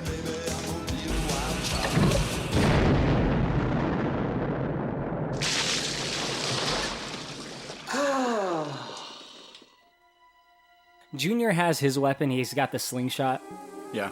Trixie's got fucking dynamite. Explosives. Yeah, she has explosives. She has access to the nukes. I like that. Like, they each kind of got their thing. And I remember as a kid thinking, like, that's cool that, like, they each have their weapons. And I did kind of mix up scenes a little bit with Trixie and Junior's confrontations, because a little bit earlier, Junior chases her down with the slingshot. And then he, like, rounds a corner, and she fucking blasts his ass with a fire hose. Yep. And there's a little thing that Junior does, like right before he gets blasted, that I used to do with as a kid because I had a little toy slingshot. Not a good one like Junior has, like a little shitty one from like the ice cream man that cost $1. But like, I don't know if you remember this, Michael. You come around the corner and then you do like a little like double hop. You do like a little like army man, like you like. Yeah, when it's hard to think about that and not feel embarrassed, but I'm not. You shouldn't be embarrassed. Old. I thought it was right? cool. Well, no. But that's just it. Is like that's who I was at that time. Like you see action movies and soldiers like jump into stance and then they check their corners, and I'm like, I'm gonna do both of those at the same time. Yeah, exactly. That's what it ended up being. Yeah, I used to do shit like that, or like with a toy gun. Like I would do that little move, and I lifted it straight out of this movie. You lifted it out of probably like some other like military move, some war movie, I assume. Probably. But yeah, Red Junior Dawn. gets blasted with the fire hose there, and then later on they have the situation with the M80, which both of those are kind of fun. Dad, don't go out on another date. You already had one. Yeah, but it didn't work out. Junior, how am I going to find us a new mom if I don't keep looking? But we don't need a new mom. Things were great when it was just you and me. I mean, we already got stuck with him. Junior, I'm going out on a date tonight, okay? Now I'm going to go get cleaned up. Let me know if you hear the doorbell. Don't worry. You'll hear it.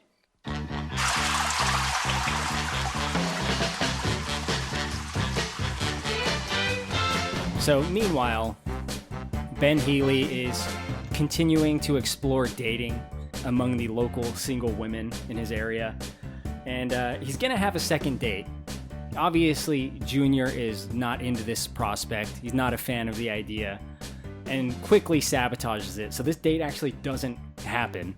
But this is a very kind of memorable moment, especially for a kid. Like, this is the moment that a kid sees and fucking loves.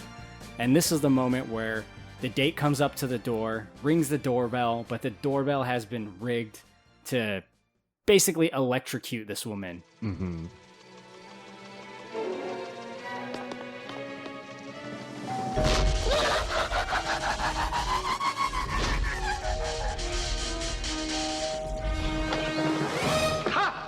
Ben! I'm sorry. I'm suddenly not feeling very well. I think I just caught that flu that's been going around. Okay?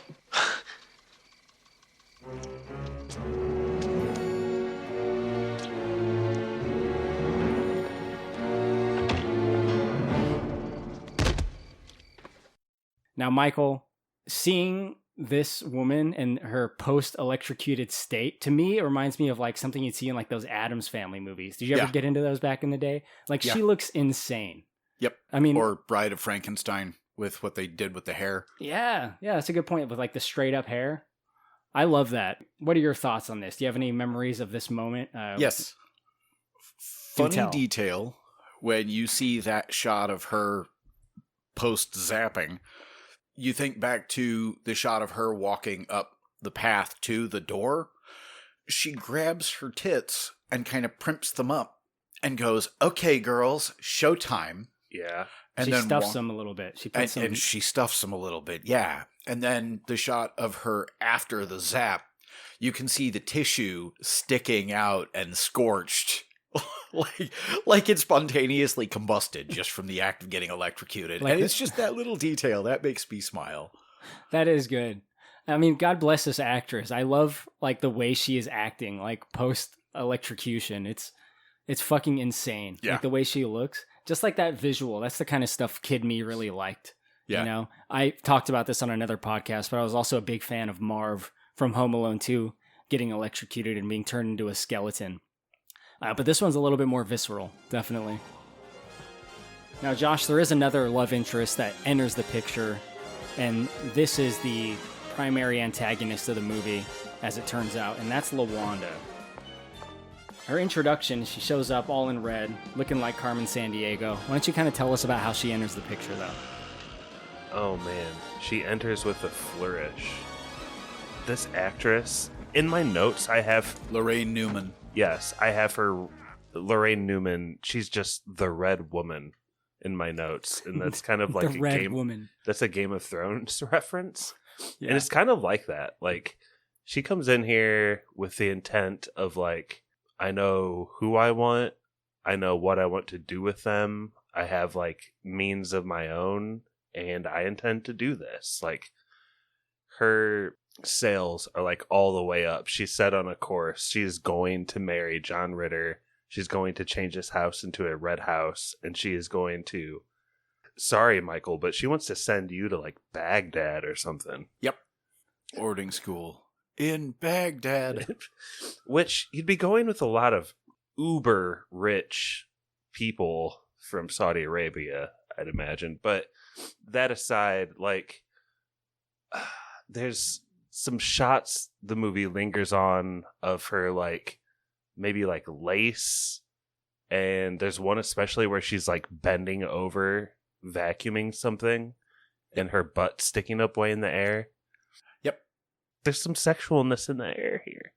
Absolutely. And that was completely intentional. The shot of her bending over, facing away from the camera. I mean, forgive me, but she's not an unattractive woman.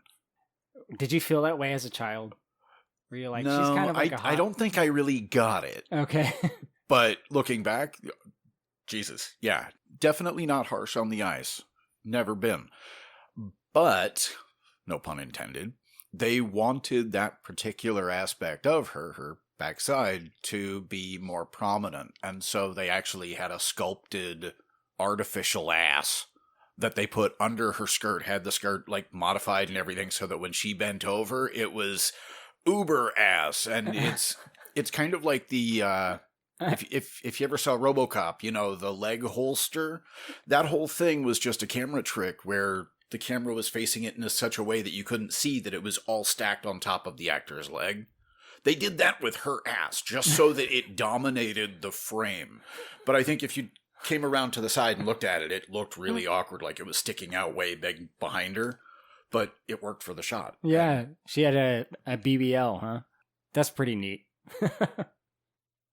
I think that's an interesting way the movie ages too, because like she's almost like the evil step witch mom when you're a kid, and you don't even think of her as attractive at all. But as an adult, you're like, this would be pretty tempting if I were John Ritter right now. Like she's kind of pushy, but at the same time, I don't know. I'd let her toss me around. Plus $50 million. Like, that's not a bad gig. Yeah, but you got to hear that accent all the time. That's racist of you to say, Kylo. Come on, that ain't racist. Fuck out of here. I'm sorry, Junior can be a little clumsy at times. Oh, that's all right. Why, without compassion and understanding, what kind of world will we be living in? Right, sweetie? Just try to pull one stunt, and I'll cut you off at the knees and bury you alive. She's an incredible woman. Yeah, and you haven't heard the best part. She's worth $50 million. So LaWanda does start to kind of enter the picture here and there, and we'll get into that a little bit more shortly. She has it out for Junior, that's for sure. But Ben Healy, John Ritter, says, you know what? I've been doing all these dates. Junior just wants me to spend some time with him, so I'm going to take him on like a nice day out. And we get to see the tail end of that nice day out. They do a bunch of things off screen, but at the end of the night, they go to a local carnival. Yep. And Junior's very happy. He's with his dad. This is exactly what he wants, just spending time with his dad, having fun. And they go to like the big ride at the carnival. It's called Crazy Dance. Yep. It's like the spinning ride. And Junior wants to go on it, but he is denied access for being a shrimpo. Oh, the little baby couldn't get on the ride? What's the matter? They afraid you go pee-pee in your diapers?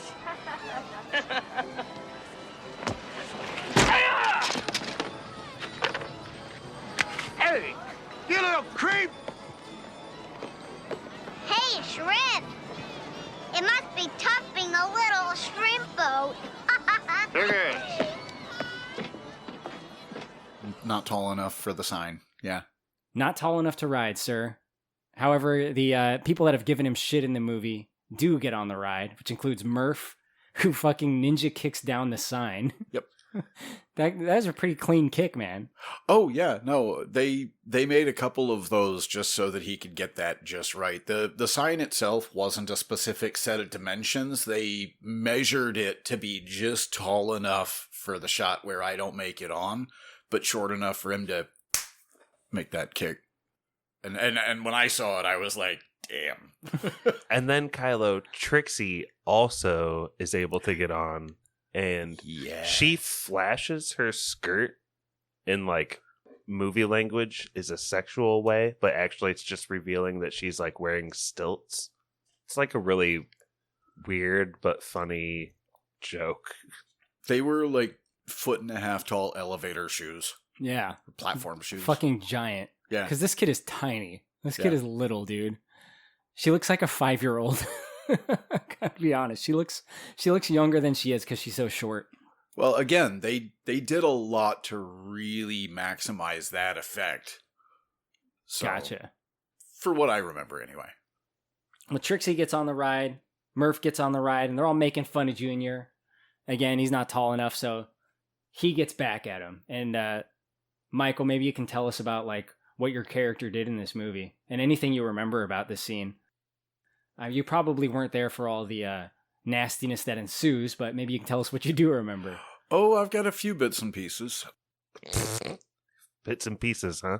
Yeah. I got a few chunks of knowledge. Yeah, a few chunks of storytelling. So, the ride itself was actually on set, or not on set, that was on location. It was like I think it was a fairground. And the whole sequence with Junior underneath at the control panel, that wasn't on location, that was on set.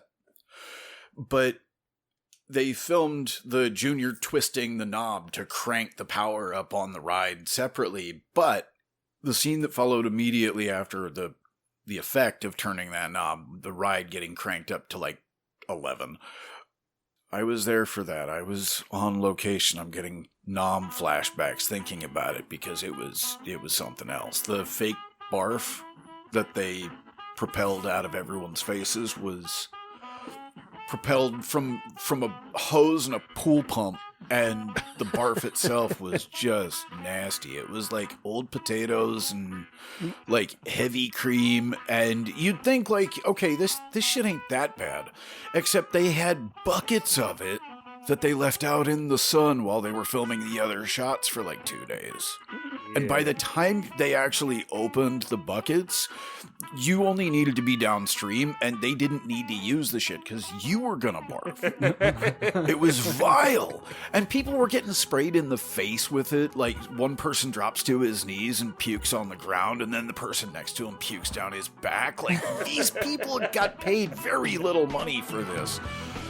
I'm so glad that I was not on the receiving end of that one. I don't envy anyone that was. Like your co-stars? Yeah. Eric Edwards, you gotta hand it to him, man. Oh, yeah. As nasty as you describe that stuff, he is fucking coated in it, bro. Oh, yeah. Like, he gets it worse than anyone. I would say the lengths this movie goes to and how many cuts and shots and the pure amount of puke they clearly had on set. Yeah. They reveled in it. It gets to like, it almost changes like the mood of the movie here. It becomes like almost like Lynchian or like surreal. There's like a directing change, I feel like, here even. It goes over the line. It's insane. And I'm not even saying that's bad. This is one of my favorite parts of the movie just because it's so... Hell yeah. It reaches so far out there. It's like, we're going to dig into this. This is our lane. Yeah, the movie revels in this scene, right? It really does. And there's a lot of famous puking scenes of this era. Stand By Me has a very famous puking scene involving a pie eating contest. It came out a few years earlier. But also, a movie you auditioned for, Michael, was The Sandlot. Yep. And there's a very famous and very similar puking scene on a carnival ride where the characters in a celebratory, they win a baseball game, they go to the carnival, and they decide, let's be like big league players and all chew tobacco tonight for the first time. Oh, Jesus. And then they do that and get on the spinny carnival ride and end up puking everywhere. Same exact ride, dude. Same ride. Yeah, seriously, it is almost like identical. And the scene is almost identical, but this movie revels in it way more. Like, this movie is like, let's really get as much as we can out of the puking, as where I feel like Sandlot shies away from it a little bit. Like, in the Sandlot, you do see, like, puke landing in people's feet and stuff, and you kind of, like, see it spray. But this movie, it's a fucking puke fest, and it's everywhere. Yeah, I really feel like that was intentional. You almost kind of think to yourself, we're going to try this, and it might fly, or it might have to get cut out. Like, what are the censors going to think of this? Are we gonna trip and fall flat on our asses in R-rated territory? Like, we're going to have to get rid of it. But you know what? To hell with it. Go big or go home. That's the idea, and you can feel that. Yeah. I didn't remember this when I was watching earlier, but just talking about it with you guys, I just remembered that when I watched this in theater with my mom, she thought it was so weird that I just giggled and giggled through this whole scene. I remember her commenting that to my grandma. Yeah, it was so gross. They just kept puking and puking, and Josh just kept giggling and giggling. Maybe that's part of the whole kid perspective versus parent perspective. Like, I don't think very many adults actually really got a lot out of the puke scene. No, I don't think so. Most of the people that have ever talked about that to me were kind of traumatized by it. Like the adults anyway. Like they were like, how could you do that? Referring to me as Junior, but they were like, how could you do that to someone? How could you? And you could see them like shudder at it. And then meanwhile, someone who's like more my age comes up and says, dude, that was awesome. Like, exactly. And that was my sentiment as a kid. I thought this scene was the fucking best scene in the movie. Like literally. And I still maintain that it's good. It has balls, this scene. And this movie overall just has balls, you know? Yeah. Like when earlier, and I'm going back, but when Junior says about Trixie, the bitch must die. Yes, in the bathroom. That's so fucking good. Like, dude, they made a prosthetic ass for this like love interest. Like they're going all out here. Poor LaWanda. Her butt was not good enough. They had to make a fake one. Well, it had to be cartoony. I think, was it you, Josh, that was saying earlier that it was almost like a cartoon portrayal in live action? You know, blowing up the neighbor. That's very Wile E. Coyote. And electrifying the date. Very like Tom and Jerry. Like it's that kind of cartoony aspect to it. You could almost picture that Lorraine Newman, that LaWanda scene, being done up as something out of Who Framed Roger Rabbit. Very good. Good, nice comparison, especially with the color red. I think it fits. And at the same time, while being cartoony, it's still like there's something about Mary. Like every once in a while, a movie comes along and it doesn't break the rules, it redefines them. How far are you willing to go? That cartooniness carries over too when Junior's like he goes under and he turns the knobs up. Like, that's not there. You know, there's no controls underneath this thing where you can just like kick it. You can turn it up so high that it fucking breaks. Like, yeah, it's just grossly oversimplified so that anyone at a glance knows, oh hell, this is what he's doing. Yeah, exactly. Like you can set the ride to go so fast that it breaks. The same thing happens in Clifford, by the way, which again, like I said, the premise of Clifford is very, very similar to Problem Child. I might have to go watch that. Except it has this weird twist of the child is a grown man, but they sell it like he's a kid. Anyway, fun scene, the carnival. I like it a lot. And they come home to LaWanda. She's there. She has revamped their whole house. We talked about the room, the bedroom. She has revamped the bedroom. And we know from the first movie that Junior does not fucking like clowns. Yes.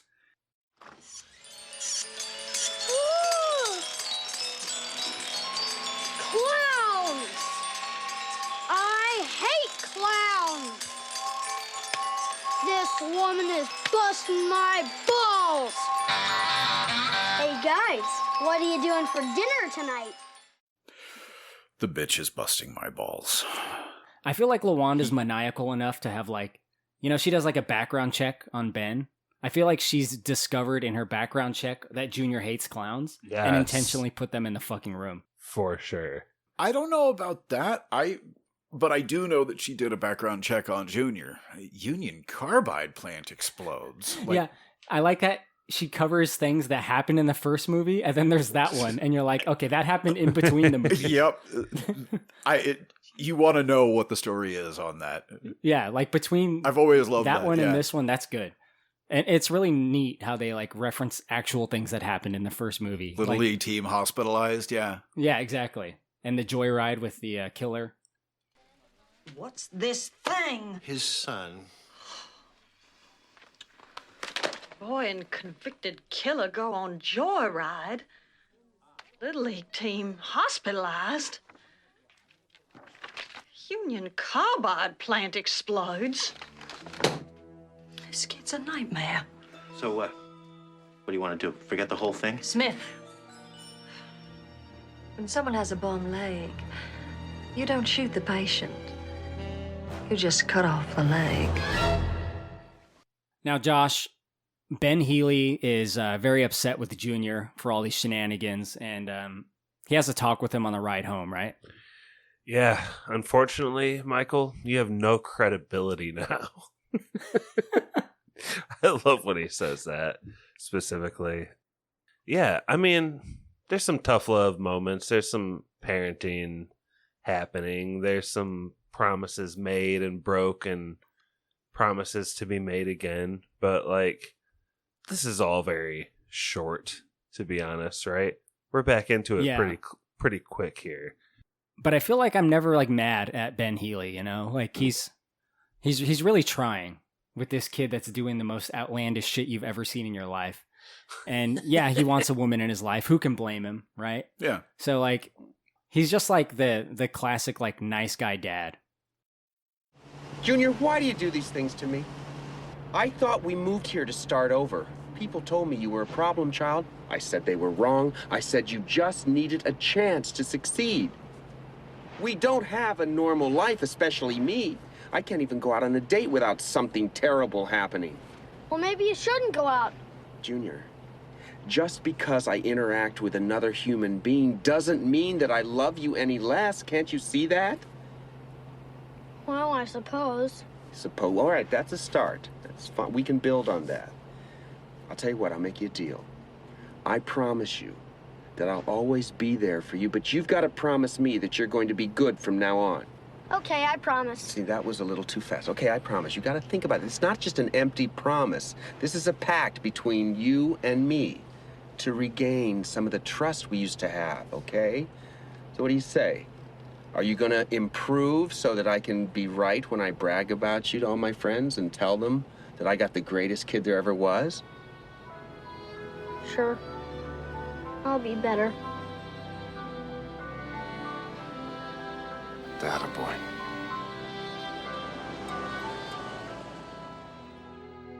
There's always been something relatable about the relationship with Junior and his dad with me and my dad.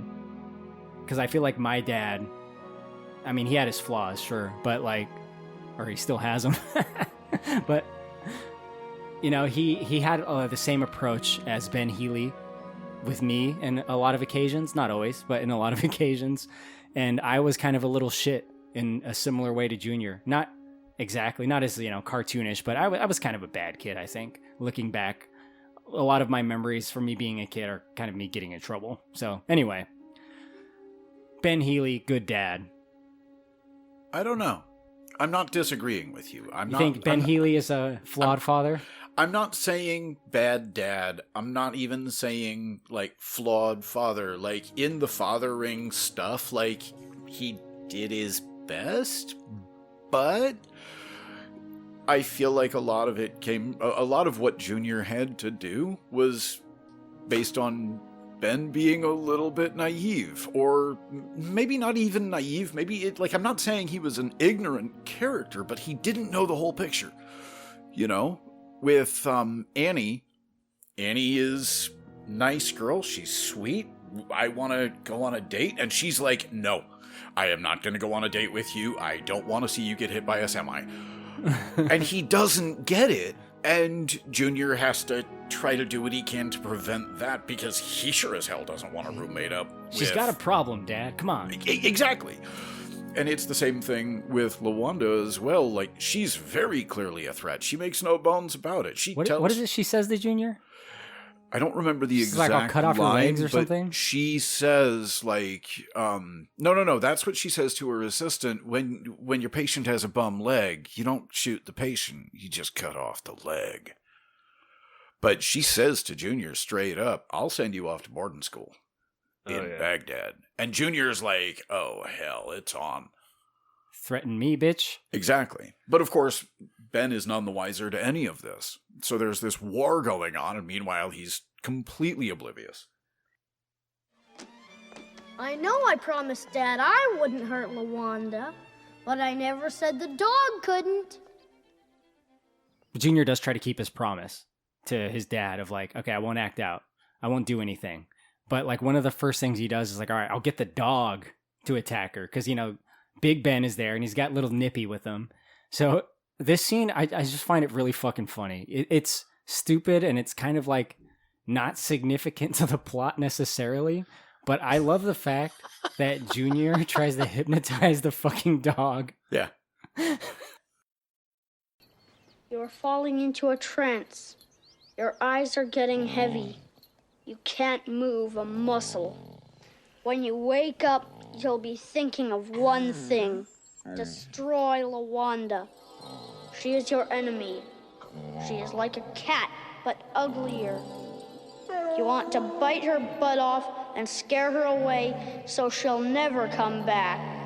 When I clap my hands, you'll come out of the trance and do whatever I say. 1, 2, 3. 1, 2, 3. Nippy? Nippy? Hey, Nip, come on. Uh-oh. Nippy? Nippy! Nippy, where are you? That was actually a pretty major script revision. Anyone who remembers when Problem Child or Problem Child 2 were in the theaters, they had those cardboard stand-ups to advertise the films. Yeah. Well, the very first film had Junior sitting on top of a laundry washer. Yes. And the cat, it was a motorized cardboard standee, and the cat was in the washer spinning around. This was never a scene in the film. Junior obviously didn't get along with the cat. We remember him throwing the cat at Ben. That first film, not the subject, but the cat being in the washing machine was not a scene in the film, but it was something that was used in promo and advertising, and people for the ethical treatment of animals didn't take the time to see the film. They saw that and screamed that it was portraying and encouraging and condoning animal abuse, and therefore the film needed to be boycotted. Oh. This is context, because what comes next is worse. The writers thought that it would be fun to kind of poke at that sleeping bear and see what they could actually put into the film that would, rile them up a little bit. So, in the original The writers version, do feel like huge trolls, by the way. But in a good way. Oh, yeah, they're awesome. Like, they seem like really, like, they want to push the boundaries. Yeah, Scott and Larry. But, the original version of the script, Nippy was not hypnotized. I don't recall how it was, but Nippy was frozen solid. Like a dogsicle. And if you recall later in the film, the two animal control officers show up because of we'll get to that, but their solution is to wake up Nippy with a can of chow down dog food, as referenced from earlier in the film. What's his name? Mr. Klokinski had a can.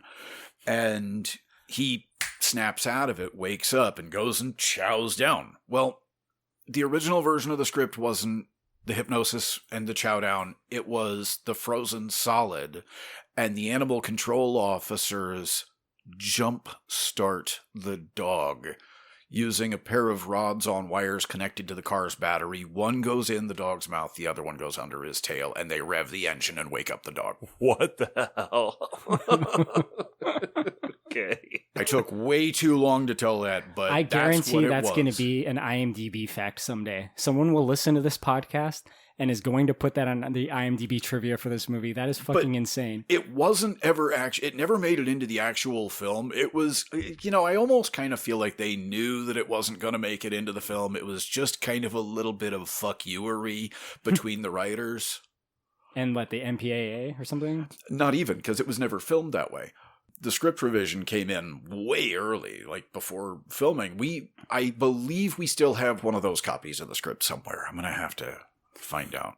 But I feel like it was in there knowing full well that it was just placeholder and it was going to get swapped out for something else. But while we're going to do a placeholder, we might as well, just between us, like the equivalent of saying under your breath, like, yeah, up yours. And you know the other person isn't going to hear it. Okay. Or the equivalent of calling someone a douchebag when you're driving in your car. They were doing that to the PETA folks that were giving us hell about something that was never in the first film. You know what I mean? Yeah, like this supposed animal abuse that never actually occurred. They Yeah. were uppity about. I'll give you something to scream about. Yeah, okay. Yeah. Yeah. And then that never happened either, which is fine with me. Now, Nippy gets hypnotized, right? Yeah. So he's turned into a vegetative state, and then he becomes a prop. Yep. Yeah, my notes just say kills dog. The dog does not die, for the record, though. Vegetative state. And the funny thing about that is that the prop, the frozen dog that they made, everything that's made involving animals has to match to these standards. You know, the ASPCA, I think it is, has the text at the end of a film that says no animals were harmed during the making of this film. Well, they had to make a fake version of Nippy, and they couldn't use real fur to do it because it would have been causing animal cruelty to prevent animal cruelty, because they couldn't actually injure the dog. Uh-huh. They had to use synthetic hair to make this dog. And the synthetic hair was incredibly expensive. It was something like if you took a little paper Solo cup and filled it with that would have cost somewhere like $6,000. And how many Solo cups did they use for Nippy? I don't know, but I remember being shown a cup of it and being told, see this right here? That's worth $6,000, and we have to use this to make that. And the writers, Scott and Larry, still have that fake Nippy. I saw it at a convention not too long ago. They brought it. Oh, cool. Yeah. It looks beat to hell by now, but it's awesome that it still exists. It is. I like that, like, your character takes this Nippy doll and just, like, tosses it when he's, like, he panics. Like, he just doesn't know what to do. Because he's trying to hypnotize the dog to, like, attack Lawanda. Yep. Right? So he's like, you know, when you wake up, you will attack Lawanda. But he never leaves the trance. And, like, the stuff that your character says is pretty funny. He's like, you want to attack Lawanda. She's like a cat, but uglier. I remember that now. Yeah, jeez. But, you know, he never comes out of the trance, and I just like the panic on your little face, like, oh, fuck. Huck it into the bushes. Yeah, he just chucks Deal with this it. later. And I want to, I guess, close the loop on the Nippy subplot, I guess we're going to call it, so we can talk about, like, what happens next. Nippy's out of the picture for a while, some scenes happen, but eventually, like you said, those, animal control people show up because there's, like, a rabies outbreak. There's a rabies scare, yeah. And Junior says to him, he says, well, our dog has been acting really funny. Maybe you can help. And they do this whole, like, chow down dog food commercial. Yeah. Which is, like, really strange and out of place. And I guess it's because, like you said, it wasn't in the original script. So they just kind of, like, figured out, like, what can we do to wake the dog up? We'll just do this, like, funny fake commercial. Time like this, there's only one thing you can count on. Chow down. Chow down? That's right, Sonny. Chow down. Now in 3 delicious flavors, beef, chicken, and horse. Rich, meaty flavor, all simmered in a delicious home-style gravy. What dog could resist? Come and get it. Wow! Look at him chow down!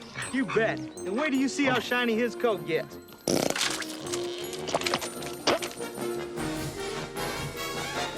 Glad we could be of assistance. Come on, pal. Let's get back to work.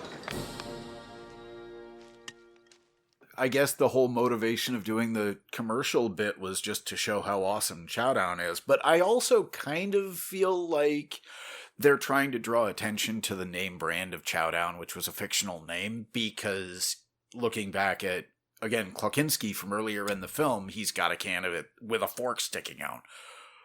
So you know that it's dog food. I see. So they're just kind of like connecting that joke. Yeah. That's the whole point of that. I get you. They do wake him up with the chow down, but like these two guys, this shit made me laugh so fucking hard, dude. when Junior's like, I'll be right back to get the dog. And like they start like cuddling up to each other. The guy's like, not now. Like they're at work. They're clearly like gay lovers, but like one of them tries to get like frisky while they have a moment alone. And he's just like, no, like be professional. Like we'll do that later. It's so fucking off the wall and funny. It's like the last thing you would expect to see in that moment, and you get it, and it works. Yeah, it's the perfect kind of awkward. Yeah, yeah. It's Josh, did that one throw you for a loop? Yep. I thought it might come back into play later, but I don't think it did. No, it didn't. It was just like a completely one-off joke. Yeah, looking back at it now, I'm kind of blown away by how much actually does come full circle. You know, the connectivity between like dog food and the animal control, like everything has a setup, and then the punchline is like later on in the film. You do see that a few times, yeah. Yeah. But I'm telling you, this puke scene, it's so crazy. And then we go right into, like, there's a lot of crazy scenes back to back here. There's that. There's the prosthetic ass. There's the dog getting hypnotized. There's the big family dinner. That was a big one for me, Josh. This is like a fever dream end to Act 2. It's kind of what I have in my notes here. Like, this Roach's dinner. Yes.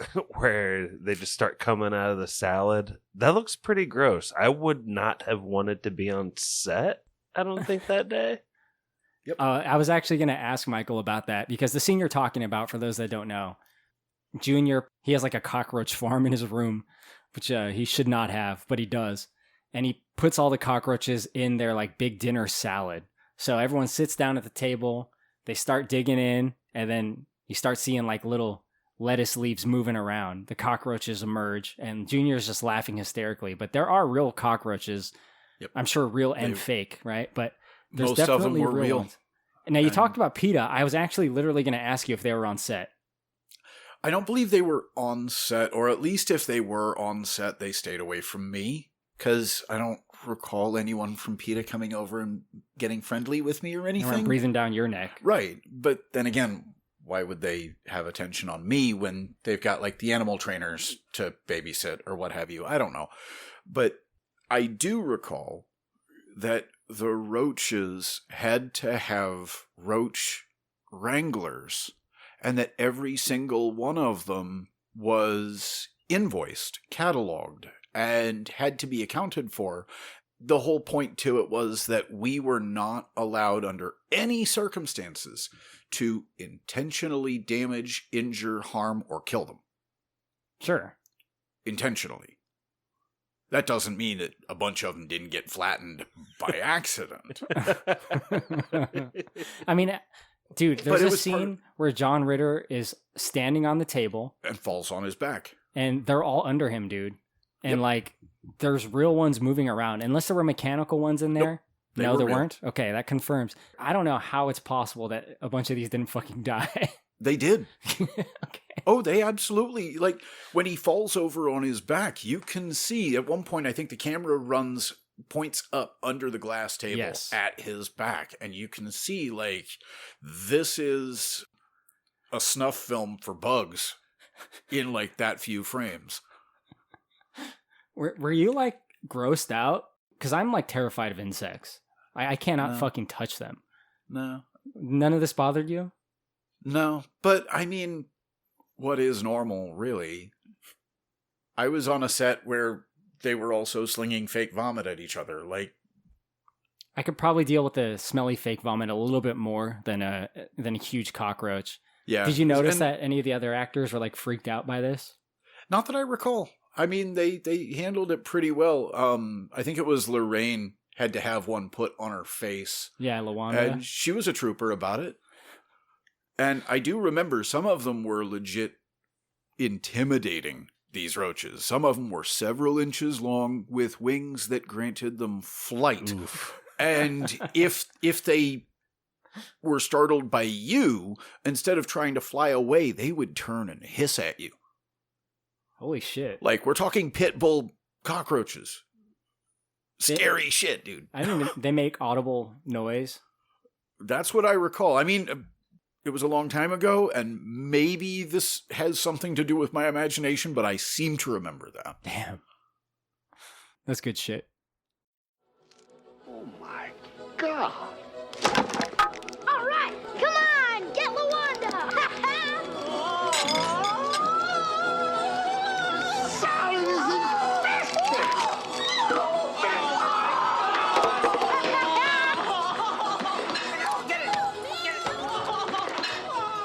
This is a play. Are you picking up what I'm throwing down about this section of the movie, though, Kylo? All these scenes put together, plus that batshit crazy dog food commercial, like... Dude, I love this movie, but this movie does not flow as coherently as the first movie. Now, like I said, there's a lot of things I like about this movie, a lot of big bombastic scenes, but there's something very awkward about the flow around this section. It's like insane. At one point, when Luanda is like very scantily clad cooking dinner for them, I thought that was a dream. And it's like John Ritter on the couch smoking a red pipe. I was like, oh, is this a dream sequence? But it wasn't. Dude, it's like a Wayne's World dream or something. Yeah. It's like that's the energy it has, where like any moment could have been a dream. But not in this movie where insane things happen in real life. Fuck dreams. Oh, one more thing I forgot about Nippy. Very awkward, very funny is when Big Ben, the grandpa, right? He hasn't seen Nippy for a while, before Nippy's cured from his stasis. And he's like, oh man, I hope my son marries Luanda. That kid's a nightmare. And where is my dog? And the movie gets like emotional for a moment when he finds the fucking dog. And he's like, Nippy, there you are. And there's like this tragic music playing. And he's like, what the fuck happened to you? Yeah. It's like for a moment he thinks he found his dog has come home. Like his only friend in the world. The only person that likes him is this little dog because he's such an asshole to human beings. And the dog is gone, but now he found him. But what the fuck is going on with this dog? Frozen stiff, yeah. I love that moment. It's so good, dude. It's such a rope-a-dope. Oh, God, please let him marry that rich broad. Because I really need the money. Oh, I gotta get out of this house. My son's a loser. My dog has vanished. And that punk Junior's the devil come to life. Nippy, you come back! And I thought you abandoned me. I should have known better. Because you'll always stand by my side, won't you, huh? Yeah, you're my one true friend. Nippy, what the hell happened to you? I don't know. I know what you mean about the pacing of the film, but I kind of like that. I find like when a film is too predictable pacing-wise, to me, it almost takes me out of it. You know, I want to say, what film was it? I think it was Alien versus Predator Requiem. Have you seen that? Oh, no. I saw the first one, but I've heard that movie was like, first of all, it's really hard to see visually because it's super dark. Yeah. And also it's just like one of the worst movies with the Alien or Predator name in existence, as far as I understand. I'm not debating any of that, but what it did have was pacing that you couldn't predict. And I actually found that quite enjoyable. I agree with you, and I feel like this movie is very structured in the first two acts until the end of the second act here. And then it goes just completely like surrealist. And I respect it for that because it just pumps the gas. Like it doesn't stop for a while. They wrote some batshit stuff in the movie and they like stuffed it all in this really like this is where you're supposed to put it at the end of the second act. The climax, like leading up to the climax. It's a good spot. It's around this time that Ben Healy decides that he is going to marry Luanda, which has been her goal all along. But Josh, little Junior, tries to stop it. So he gets that look on his face again. Maybe you could tell us about what he does here. So as we enter into Act 3 here, things really start to go south for the Red Lady, the Red Woman. The first thing that happens is she's ecstatic that she's got John Ritter to agree to marry her. So she's having a bachelor party already. Everything is like bada boom, bada bing with this lady. But a couple of animal control people come in because they heard there's been this like dog problem. And because it's a bachelorette party, she has like frosting around her mouth. Not sexual at all. Not in any way euphemistic. But they come in and think that that is a sign of rabies. So they cuff her, like take her to prison. And basically, Kylo, she's put next to a person who's going to get a nose job for some reason, because usually the rabies and like intensive disease section is right next to the plastic surgery division. They do it all at this place. It must be a Kaiser Permanente, you know? Oh, wow. And Michael, your character, Problem Child, you switched the files. So this poor nose job guy is going to get the rabies surgery. Yeah, he's going to get treated for rabies, dude. Whatever that is. And do you ever think about the consequences of what happens to him? And the red lady's going to get a nose job, purportedly. You were so singularly focused. Yeah, I have never thought about the consequences of my character's actions. That's terrifying. You know, I talked to Father Flanagan, and he said there's no need to rush into these things. I mean, if there's a problem, we can push back the ceremony. Benjamin, I do not like being patronized. I don't care if we have to roll this gurney down the aisle. Tomorrow, we are getting married. Please try and be reasonable. Don't do it. I swear, you're important to me. I made my decision. When I die, I want people to remember me. And after tonight's plastic surgery, I'm gonna be someone because I'm gonna have the biggest nose in the world.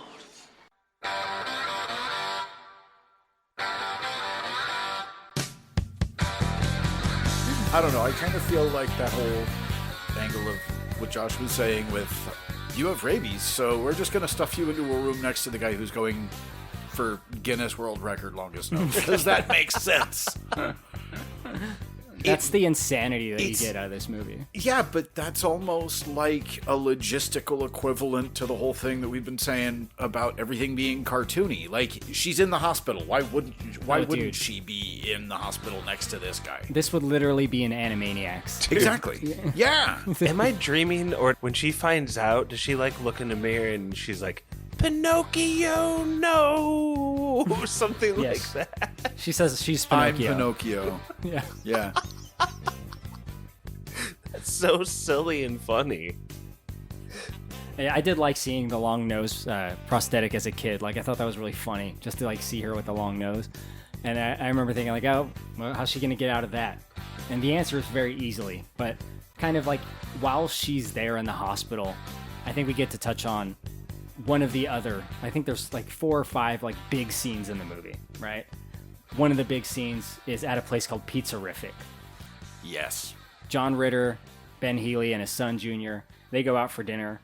In a deleted scene, Junior actually convinces him to go, which I remember very clearly. Doesn't happen in the version I got on Prime, but they go to Pizzarific. Who happens to be there but Annie and Trixie? Yep. And they decide to all like eat together. Now, meanwhile, Peabody, Gilbert Gottfried, we get another scene with him, thank God. He's there as well with like a supermodel. In the VIP lounge. Yes, the little Tunnel of Love boat booth. Oh, boy, baby. When you're with me, it's first class all the way. You notice how we went to the restaurant? They let us right in. We didn't have to wait. It's not like the restaurants you go to where you have to talk into the clown's face. It's not like that at all. Later on, we'll go home and I'll put on the Zorro outfit. Ha ha! Well, here's to an evening we'll never forget. And I'm going to take a moment to just say that Gilbert Gottfried was, without a doubt, the most sweet and kind-hearted dude I've ever met in my entire life. I'm not even exaggerating. Like, it's not hyperbole. Like, he was legit one of the kindest people I've ever met. And he was also a nut. Was he funny? Oh, absolutely. He could drop in and out of that character that we all know and love. He could drop in and out of it just at the drop of a hat. You mean where he does the voice, right? Because that's not his real voice. I think some people might not realize this, but he puts it on, right? When he's doing the yelling thing. Yeah, I think we all have kind of like a performance voice when we're going to project. That was his performance voice. And then if you're having a conversation with him about, hey, how's your family doing? He was very much they're doing fine. Well, he was a lot more chill, and you could tell that he really put a lot into his performance voice, and it was his moneymaker, and it was masterful. But when he wasn't using it, he was just very chill. Then something would set him off and he'd go back into character and he'd do something completely batshit insane. Here's a quick one for you. And it had to be on a Problem Child set to even be in this situation. This is real life, but it just feels like it fits amongst the absurdity of Problem Child as a whole. Problem Child 1 had a music video. And we had to film that on the Universal backlot. And Universal had purchased a whole big, huge chunk of land for their employee parking in the back of the backlot. And some schmuck living in a little house in the middle of all of that property that had been purchased up refused to sell. So imagine a huge parking lot with a little white picket fence in the middle of it and a house in the middle of that, and this dude just lives in the middle of a parking lot. This was real. I remember my father was there, and I was there, and Gilbert was there, and we were on one of the little tour trams because we were using those to get around, and we roll past this little house in the middle of a parking lot. And Gilbert was totally calm and just kind of looking at the scenery, and it was a lovely day. And then he looks at that and he says, it'd be really nice. It'd be really nice if we went screaming through that house with hatchets. And then a moment later, he was just totally chill again. Like he would get this crazy and use it and then just go back to normal. Fun times. Yeah, that's all. That makes me really happy to hear. Yeah. Thank you for sharing that. I love Gilbert Godfrey. He's always so funny. Like the 90s stuff I grew up with him aside, like his stand-up and stuff is really good. You know that he has like a podcast now? I was on it. Well, he has passed away. Yes. But he did have a podcast that, yes. It was one of your few public appearances talking about your movie and stuff. Yeah. Other than this one. I really don't do stuff like this very often. I kind of like my quiet life, but he asked me to be on his, and that was an honor. That was awesome. And it's the same thing, like I was saying, when he's in character, he's over the top and he's brazen and he's batshit insane. Yeah. But before we did the podcast, he and I had a conversation, and it was like, okay, so these are the things that I want to discuss with you. What things would you rather we leave off? And I kind of went, okay, I'd rather not discuss this. This is cool. And we set it all up.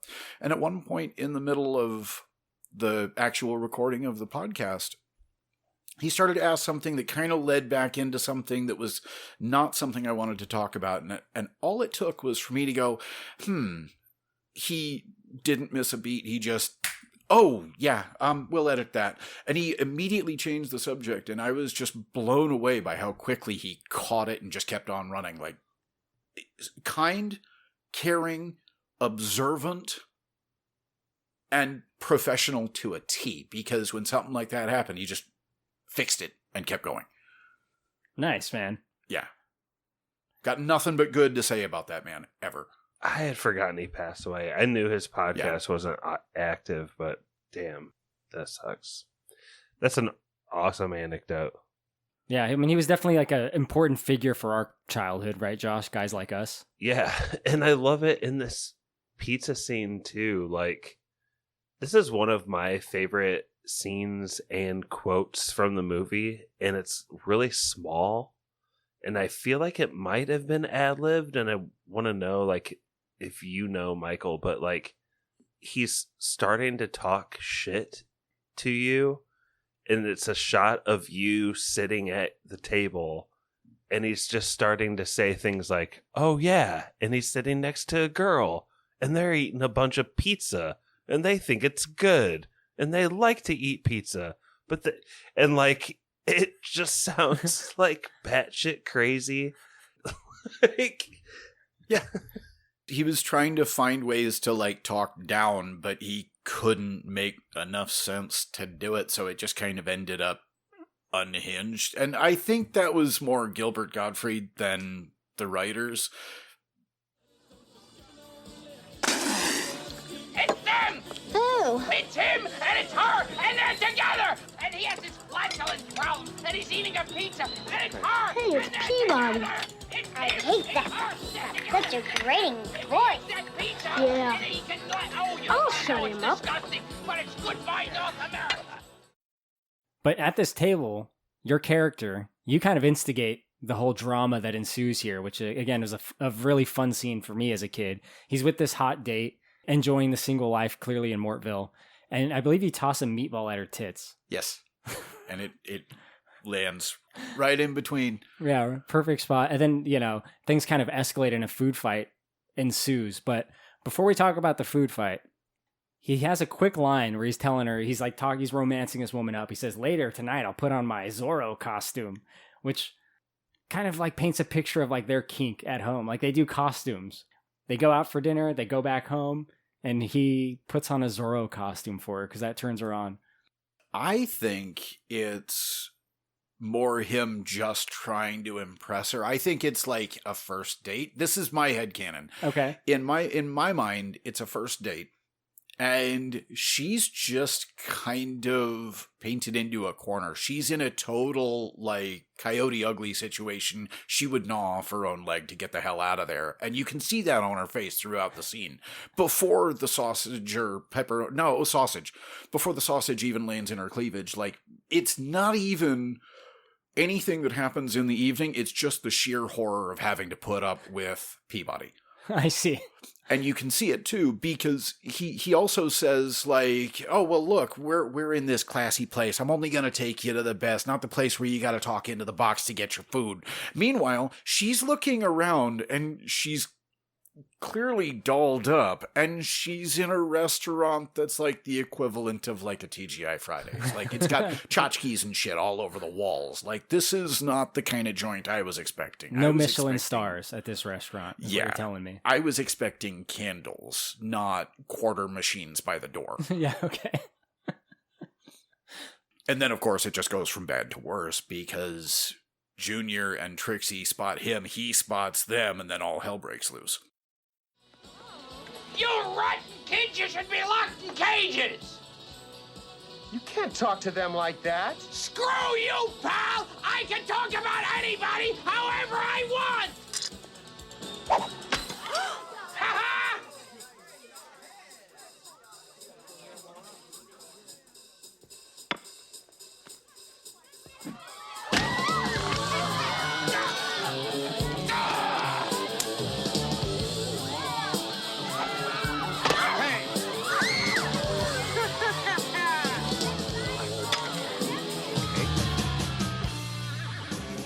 Once the food starts flinging, like it really picks up, and there's some really good shots, like some wide shots of just food flying fucking everywhere. It must have felt like being in a blizzard for a few seconds there during that scene. Yeah, it was a lot of fun. If I recall right, we only did that once, but they had several cameras going, because I don't think they would have been able to reset that scene if their lives had depended on it after that. Yeah. But what is that? The first couple of pizza throws and faces, what is that stuff?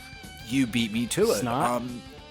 The sauce was meant to be, and once again, we keep coming back to this motif of, like, it's got to be, like, cartoonish, but it's live action. They actually use the same stuff that was Ghostbusters slime in the pizza sauce to give it that long, stringy, stretchy quality to it. And ectoplasm? Yeah. But it doesn't look like pizza sauce. It looks like slime. Transparent red slime. And it was intentional. It was totally just, if you were to take this cartoon of someone getting a pizza thrown in their face, this is what the sauce would do. It would stretch like that. And so we're going to take this cartoon and we're going to make it live action. It doesn't even look realistic, but it fits to the cartoon theme. I think that's what it keeps coming back to. Yeah, and it works really well. It's a good food fight. I think it's like one of the classic food fight scenes in a movie. It's up there with Hook, for sure. So, yeah. That's a flattery. That's a lofty comparison. Also a movie that I watched a lot around the same time. Came out the same year, if I remember correctly.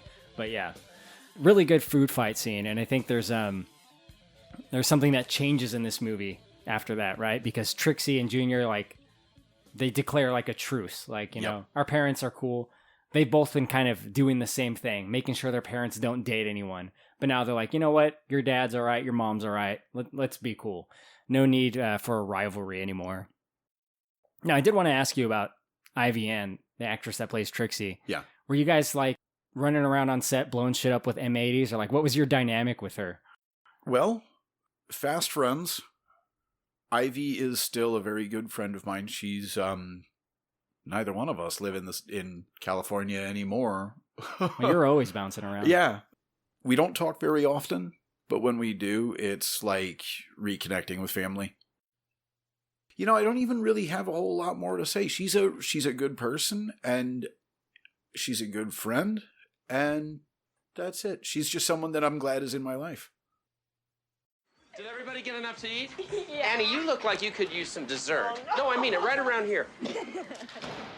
Your dad's pretty funny. He takes after me, you know? Junior, I'm sorry I hit you with a fire hose. That's okay. I'm sorry I made you barf on the crazy dance. I couldn't believe it. The guy that did the thing just right in your face. You know, I think your dad likes my mom.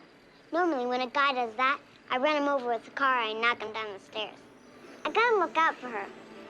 But your dad, he doesn't bug me that much.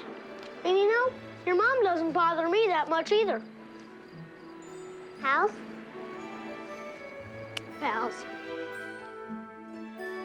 I like it when I was a kid, especially. Like, I liked seeing these two characters turn allies. Right? Yeah. It was like kind of like, okay, these two can do anything, really.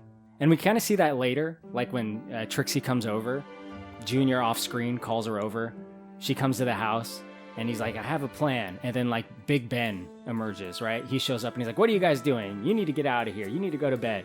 And they just kick the shit out of him. Yeah. Because these two are fucking unstoppable. Well, they both know the trick. If you get on your hands and knees behind him and I push him, he's going to go down. Like, that's not even communicated. They just know. Like, I think that's saying this team is going to be dangerous.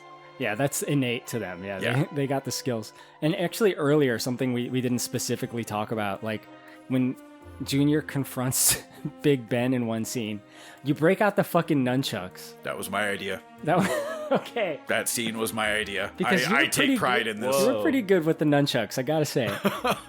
I mean, a fellow chucker, why don't you tell us? All I know is that Big Ben escalated because he got out the belt. And to Junior, it was like, oh, we're going to weapons, are we? And at that time, when I was a kid, I was really big into martial arts.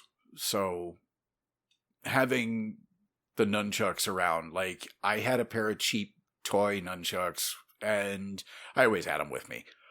And I walked up to the director, and I showed him my nunchucks, and he looked at them for a moment. His eyes went wide. He said, show me what you can do with those. And so I did what a kid does with nunchucks, and I flipped them around a bit. And you did your flourish there? Oh, yeah.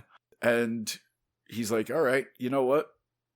I think I see where you're going with this. I'll see what I can do. And that's how it ended up in the film. If I recall correctly, and I'm going to have to go back and find that original unaltered script, but that was a late change. And if I recall correctly, it still ended up with Big Ben hanging by his fingernails from the tree outside the window. But just having the nunchucks in there was my idea. Yeah, because you don't actually, like, whack him with them. Like, he charges at you and you just sidestep his ass. Yes. I am proud of that. That makes the entire film. Thank you for coming. Well, we're getting close to the end here. We talked about the new alliance that's been formed. Trixie and Junior have a plan. They're going to get their parents together so that Junior doesn't have to deal with LaWanda anymore. And they go to the Love Rock in Mortville, which was set up earlier as something that might have like magic qualities, right, Josh? Yes. And I think this maybe kind of concludes this surrealist section of the movie that I was talking about. And there's some like really cool vibes here and like bones of a different, slightly darker movie maybe as well. Two little kids just wishing upon a meteorite in town. The prop itself actually looks really cool too. It looks like a geode that's like the size of a huge boulder that's red on the inside. It's really dope. It's like amethyst color or something. I still have a piece of that rock somewhere. Yeah? It was made of stucco and chicken wire. Yeah. I still have a piece of it somewhere. I've got to go find that too. God. That's good shit. And like, they wish upon this rock, and there's kind of a touching moment where their parents like find them missing, and they're missing together, and the parents find them together. The kids think that this has worked, but really the parents are like, no, we just found you, and now we're going our separate ways again. But the next time we see this rock, Trixie's using it to try to fucking kill the red woman. She's ready to just murder herself, some red lady. Gotta respect Trixie. She has a very hands-on approach on the wedding day. Yeah, that actually reminds me of another one of those, like the Union Carbide plant explodes, like the idea that there is so much more to the story that the audience never sees, because Trixie is piloting this bulldozer, and then when she climbs out of it, Annie runs over and says, Trixie, what have I told you about heavy machinery? Yeah. And then you think back to Junior learning to drive in the first film, and it's another parallel, and you're like, okay, so I saw it from where Junior was, and clearly there was something like that from where Trixie was. I think that's kind of a neat parallel. Yeah, because in the first film, Junior does drive, and then at the beginning of this movie, he drives a little bit on the trip to Mortville, and he like flips the bird to some fucking other car. And that became a meme, too. Yes. When you drive past work on your day off. I have seen that meme. Yep. It's got to be weird, though, being a meme. Korey, could you see some other, like, teeny bopper, pseudo-serious movie in the vein of Donnie Darko where they, like, wish upon this large rock and then realize, like, the way to fulfill their wish is to, like, shove the rock down a cliff and murder a person on a certain date? Like... Maybe the first half of that. There's some cool bones to this problem child too. I'm telling you, there's some mysterious stuff behind the scenes. Almighty Love Rock, we come to you today to ask a big favor. We got these two parents and we want them to fall in love and get married so I don't get stuck with that bitch LaWanda. I hope this isn't asking too much, but you're a magic rock, so you're probably used to these things. Please help us.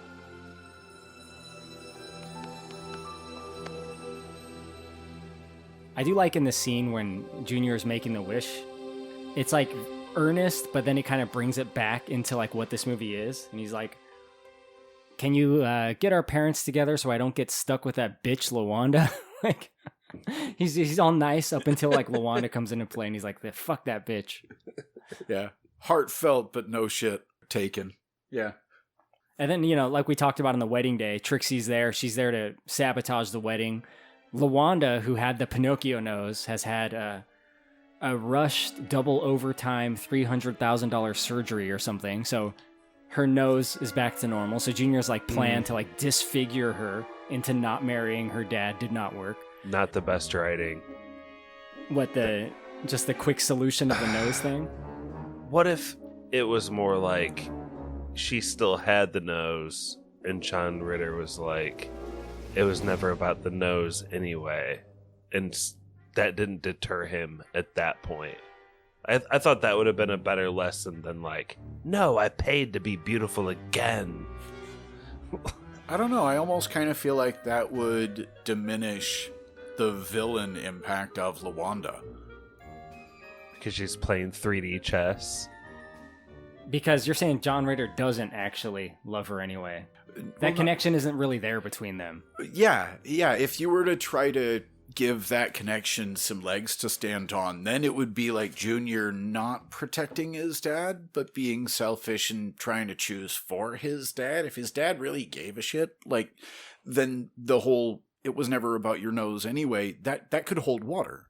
But at that point in the film, he's just kind of confused. Big Ben is the one pushing him to accept the marriage. He's just like, because of money, a pushover, right? He's just doing Yeah. it like. That's a really good point. I hear what you're saying. Definitely.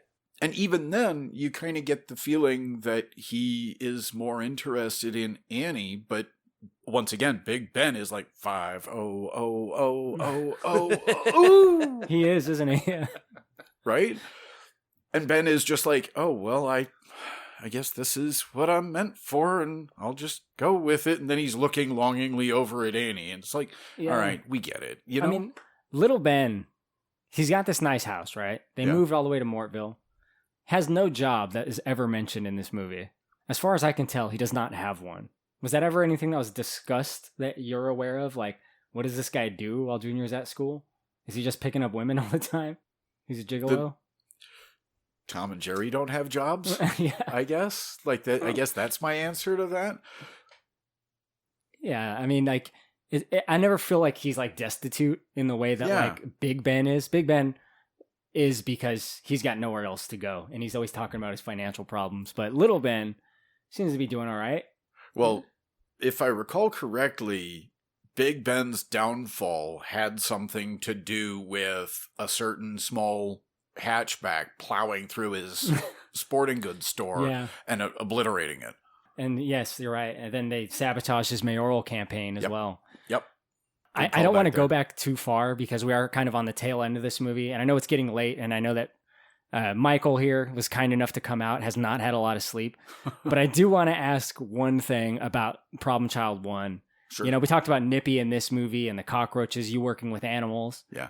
There was an animal in the first movie, and it was a fucking bear. Oh. It was a scene with a bear. And yes, I watched that scene, and there is a wide shot of you and the bear in the same fucking frame. Oh, yeah. I gotta, were you actually near that bear? Because that's a real bear. Oh, yeah. You know, my mom would actually be the one to tell this story probably more effectively than I could, but the way I recall it was this bear was, big finger quotes, trained, meaning if he did something right, you threw a steak to him and you stayed the hell out of the way. And the trainer, I guess, underestimated how crazy shit could get, because that bear and I were in frame, and it was all this choreographed thing. Like, you would think that they would Indiana Jones that shit. Put a piece of plexiglass between me and the animal. No. Damn. Put the kid on the sound stage, get the cameras rolling, bring the bear up onto the sound stage, give the kid the steak on the fishing pole. And meanwhile... And you're guiding the bear. Yeah, the shot is Junior's trying to lure the bear to the campsite. And...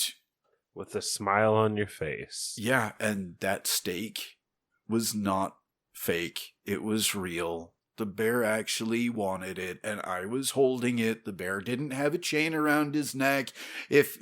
Bears can run at 35 miles an hour in a sprint, and I'm 10 feet away from him. You were scared shitless or what? No, I was 7 years old. I didn't give a damn. You were not scared? You're not like, I'm going to be mauled by this fucking thing? And at one point, the bear actually took a swipe at the steak. Mind you, my mom is behind the cameras having a friggin' heart attack. And the bear takes a swipe at the steak, tries to take it from my wooden fishing rod.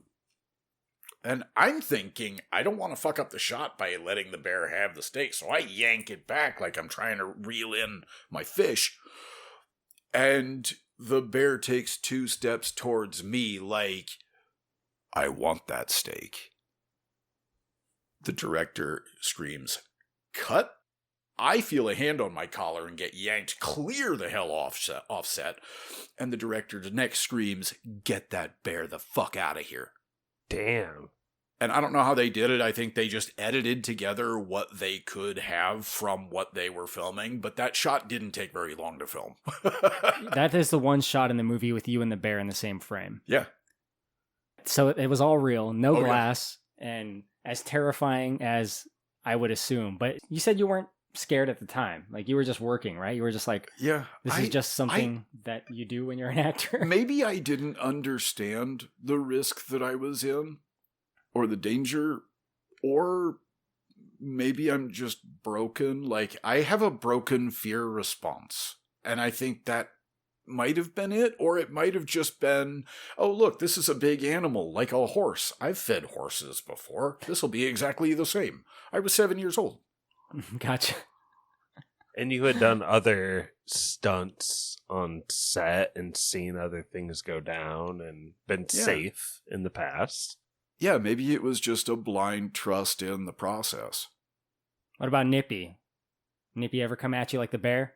No. No? Nippy was a good boy? There were like 2 or 3 of that dog, and they were all immaculately trained and sweethearts. And at one point, this was a shot that they edited out of the film, when Big Ben shows up at the door and throws his suitcase in, the camera's supposed to pan down and show Nippy.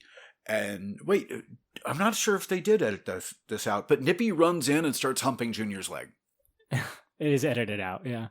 I think they changed it to Nippy grabbing my leg with his teeth. Yes. But the initial version of that was he immediately jumps in and starts getting busy with my knee. Oh, God. And that's why little Ben says, "Oh my God, Dad, you know this dog is unbalanced." Oh. That made it into the movie. But originally he wasn't trying to pull on my leg. He was trying to do something else to it. I love that shit. Thank you for sharing those stories. I'll bring us back where we left off in this story of Problem Child 2, which is where Trixie got that boulder. She's rolling it down the aisle, and it is fastly approaching LaWanda. And Josh, she tries to summon the power of Jesus to stop it, right? No, Mr. Moore, no! I command you to stop! Me? You come down here right this minute!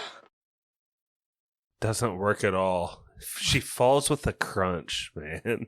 She commands it to stop. I thought she was just flat out dead. Imagine if Indiana Jones did that shit. When the ball was coming at him, he's like, "I command you to stop." That's just straight up ego. Like, I am greater than you because I am greater than the laws of physics. Like, what kind of gymnastics does it take to actually believe that that would work? And that's the kind of character that we're dealing with. Absolutely. Well said. In an Indiana Jones movie, he would say that, and the boulder would run him over and drive him into the sand. Oh, yes. You think LaWanda's dead by the sound effect. The sound effect does a lot of heavy lifting. It sounds like a sound effect lifted from the salad scene. The crunch. Yep. Yeah. The squish. Yeah, LaWanda is squished, but not dead. And of course, this is like the part in the movie where what you expect to happen does happen, right? Where Ben Healy kind of realizes that Annie's the one for him. They're like kind of identical or very similar characters, right? They're single parents, they're super nice and good-hearted, and they got these problem children, but together they could be a cohesive family unit, you're led to believe. And that is what ends up happening. And it's Big Ben who rescues, sort of, LaWanda. Like, he kind of goes to her aid, and he decides to become a gold digger, I guess. Because, you know, why... $50 million, yeah. Why does he need his son to marry her when he can just marry her? And they get the big romantic kiss, the two of them. She is into that, too. Yeah. The actress committed. I'll say that, right? Yeah. We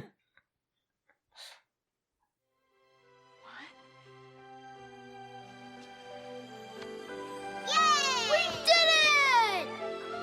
What in the hell are you doing? You gotta go back and scrape your lovely bride off the ground. Dad, I don't want to marry LaWanda. I found someone else. Who cares what you found? The want to do more is a gold mine. She's worth millions. Look, Dad, if you like her so much, you marry her. Why not?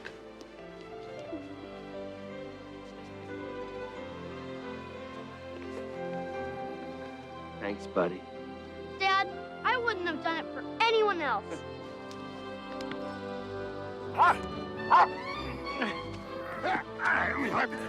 One.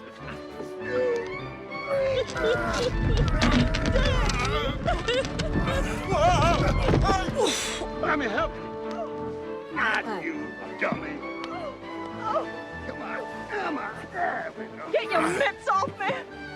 I hate your whole family. Oh, honey, come here. I'm not like them. I'm different. I love you. You said you love me?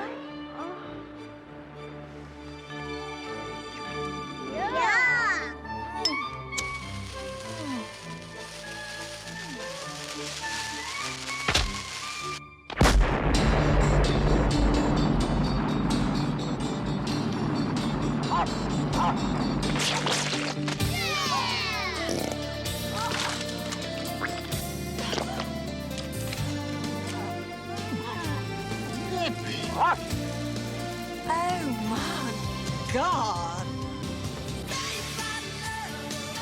I guess that's kind of like the final Junior prank slash, gag of the movie is the slingshot M80. And if you think about it, we were talking earlier about how the slingshot is Junior's weapon of choice, and the M80 is Trixie's weapon of choice, and the two of them team up. She provides the M80, Junior fires it into the cake, and go ahead. Yeah, with their powers combined, they summon Captain Planet. Yeah. Yeah. I think that's a fitting end. Like, that ties off all the loose ends right there. Yeah, they launch that cake. Like, they shoot at it, and the cake, starts to take off like a rocket. And like any classic 90s movie, the big cake has got to land on the head of the villain, you know? Oh, yeah. Like, it's the law, essentially. And that's what happens here. Oh, the dog. The dog takes another giant shit. Yes. Which was made out of the spray insulation that you put in like windows. When you're building a house, you put that spray insulation shit in the frames. Yeah. That's what they made the giant dog shit out of. And the writers ended up taking that 3 or 4 foot tall fake dog shit and cutting it down to being about 1.5 feet tall and hollowing out the center of it, made a hat out of it, and wore it to the rap party. They yes, still have dude. That. Yes. The dog shit hat. Yes. That's the kind of shit that I remember. You're sitting here asking me about actual plot elements from the film, and I'm like, dude, I was a kid. But you asked me about the dog shit hat, and I'm like, oh yeah, that was awesome. Well, let me ask you this. People say this online. There's not a whole lot of information about this movie out there, but it is said that it was originally given an R rating.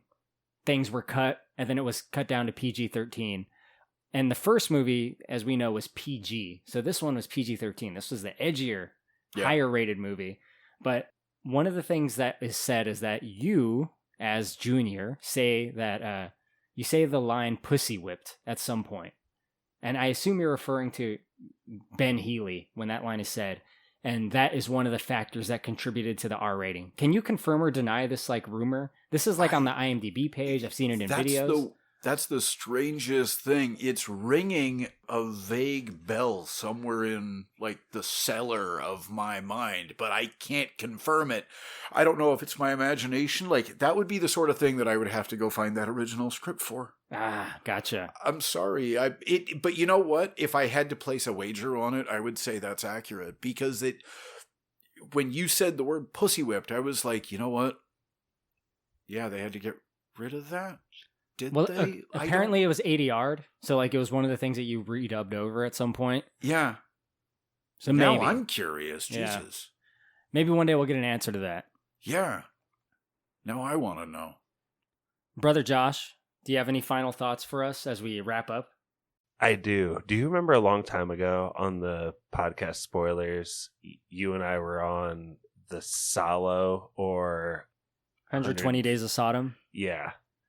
So at one point, the makers of this film, they said that due to the feedback of the first film and like what they were going for, they were trying to make a Pasolini film, but for children out of this. So like some of the sadistic and like over the top and cartoonish stuff is like their idea of like, this is like 120 Days of Sodom, but for kids. Who watches 120 Days of Sodom and says we need a kid version of this? These writers are lunatics. Apparently, Scott and Larry. Yeah. Michael's boys.